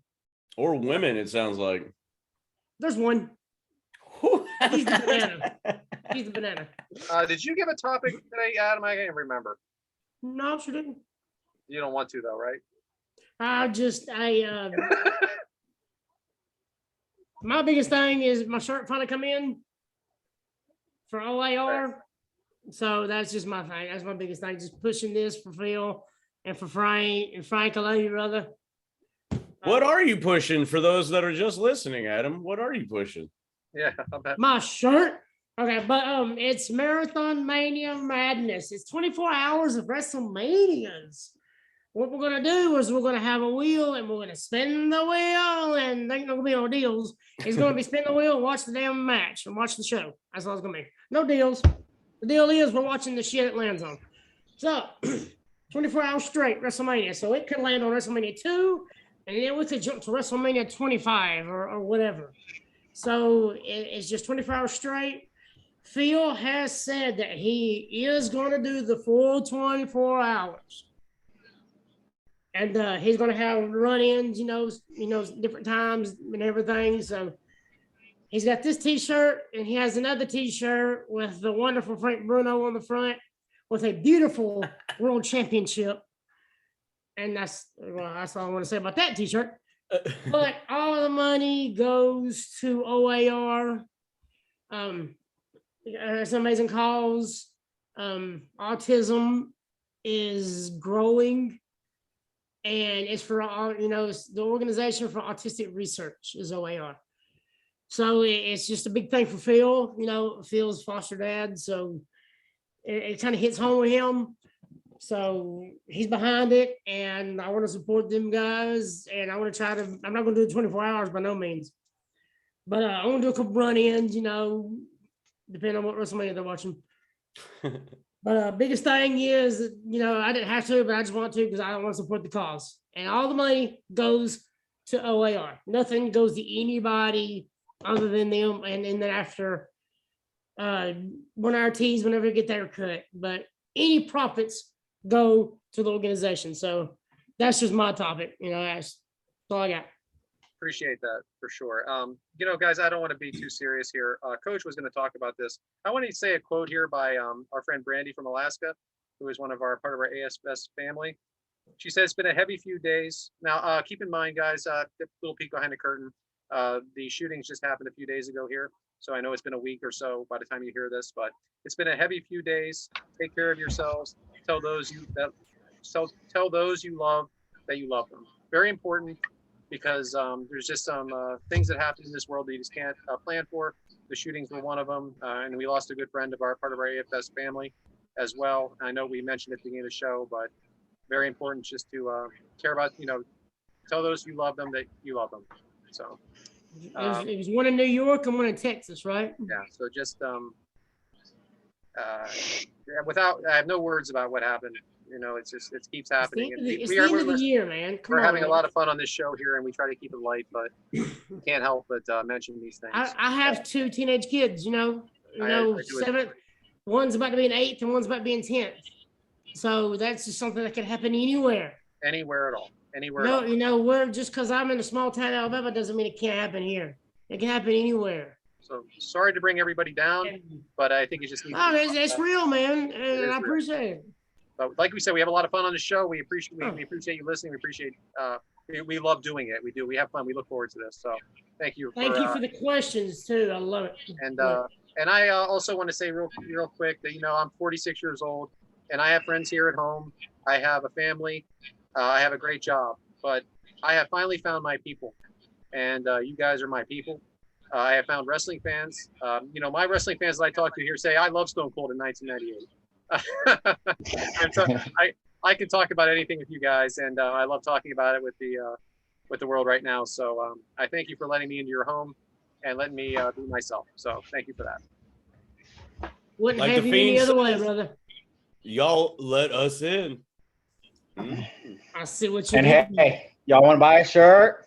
Kick out crew right there. That's true. We got some fucking merch. If y'all want to buy a shirt, you can, we got some merch. The website will be in the video description because I do not know it off the top of my head. But next episode, what we got? We're working on it, and we're exploring other creative options for all kinds of merch, different color schemes. We're going beyond t-shirts. We're doing it big. Apparel. Maybe I can get me one of them.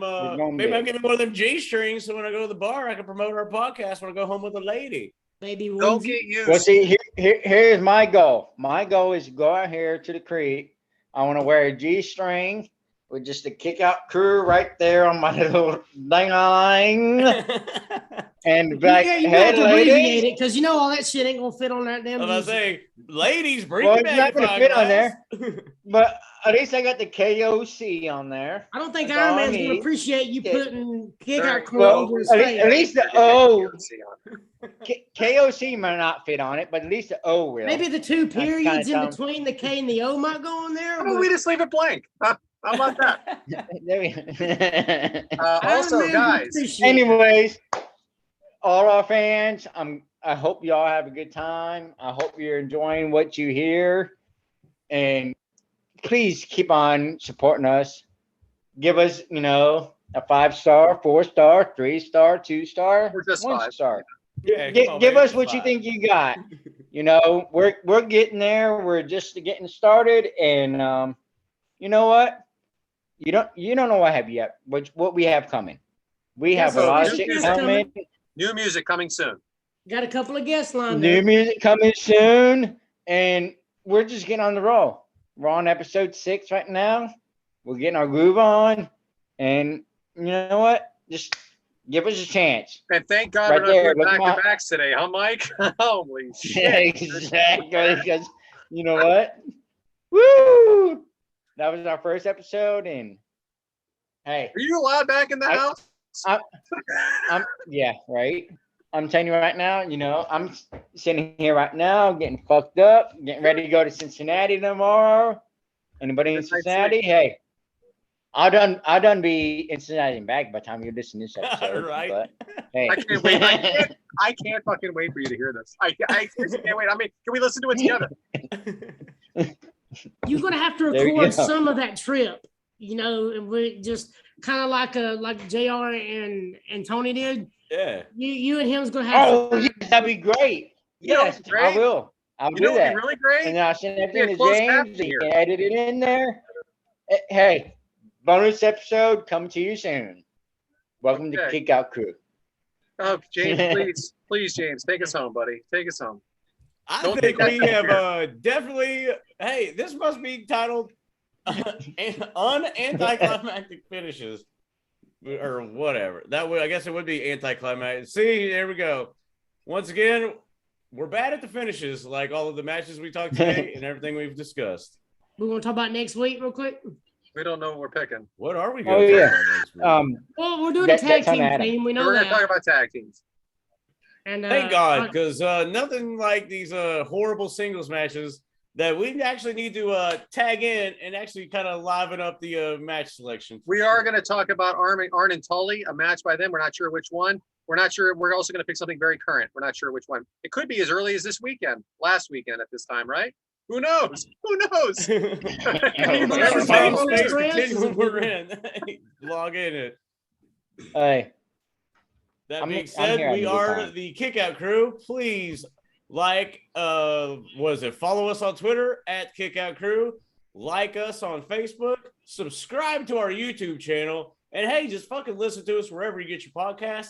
Leave us follow us on your podcast platforms, leave a 5-star review, screenshot it and send it to us, and maybe we'll do something a little special for you. Hell, Who I'll knows? give you a phone call. Give me a number. I'll call and chat with you. We'll talk wrestling. I don't give a shit. Yeah, so I'll- Money I'll- Mike will probably be the only one that does this. So But Money thank you for Mike the will be in contact. But if Thank you anybody for all else the wants to add their name to our growing list of fans, we greatly appreciate it. I really have nothing else to say. If the guys have anything they want to add in, I'm at Brad at I'm just going to jump in. yeah, Yes, go for man, it. Brad on Twitter. But I appreciate all the questions, guys. We had 9 questions this week. It's great to have people listening. We just do this for fun. If we can be successful along the way, that's great too. So thank you for listening. We really enjoy it. And do I dare, Mike? Go ahead. you Go ahead, dare. Mike.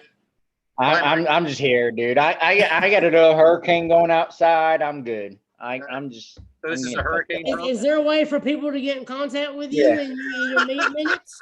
Or, I'm at Whitaker a letter? 1028. Um, Yeah, write me a letter. Do what you gotta do. Hit me Yeah. up. You want something? You want something good to eat? I got you. Devin. I'm good. Devyn Dowling, catch me at Devyn D19 on Snapchat, Instagram, Twitter, wherever you want to contact me. I just want to shout out our sister podcast, Top Guy Theater. I recorded with them on the most recent show. So this week I'm gonna have 2 podcasts out, as well as our boy Adam. So You're welcome. And What it's are why the you're on odds trial. that they both collude together to? What? Gotcha. what? That's preposterous. Crazy. I plead the 5th Oh, and the wow. 4th and And the 2nd. 2nd, just in case I got it wrong. We suck at wrapping up. I just want to let everybody know. We say we're Hey, bad finishes is the theme of this show. Something Oh, they're I've like, never oh my done, Brad, gosh, sorry. this is like JR finishing. Let's I've- talk about my freaking I've spices. never wrapped up, man. I'm sorry. I Barbecue just- sauce in 15 minutes. By the way, Eric Bischoff was talking about this Oh my on his God. podcast. Adam, I think we're on to you. Give the people your promote your shit, give the people your stuff. You got a lot going on. I don't know how to wrap up or whatever Brad was talking about, but you can find me on the Twitter. It's what is it again? Oh yeah, Adam _from_Bama. And holler at your boy, Facebook, whatever. I like it. All right, great. And that is us. And we are the Kickout Crew. We want to thank our fans for listening. We want to thank the haters for listening. Glad to have y'all there because you help promote the show also. If you ever have any ideas, comments, or suggestions for us, hit us up. Feel free to chat. You can even email us at kickoutcrewpod@gmail.com. But that being said, I think we're done. We're out of here. So I hope everybody has a great week. Remember to always love life, smile a couple times. You never know who it'll help. And we'll see you next time here on the Kickout Crew. Have Thanks, a great, guys. hope everybody had a great Memorial Day. Later, guys. Peace.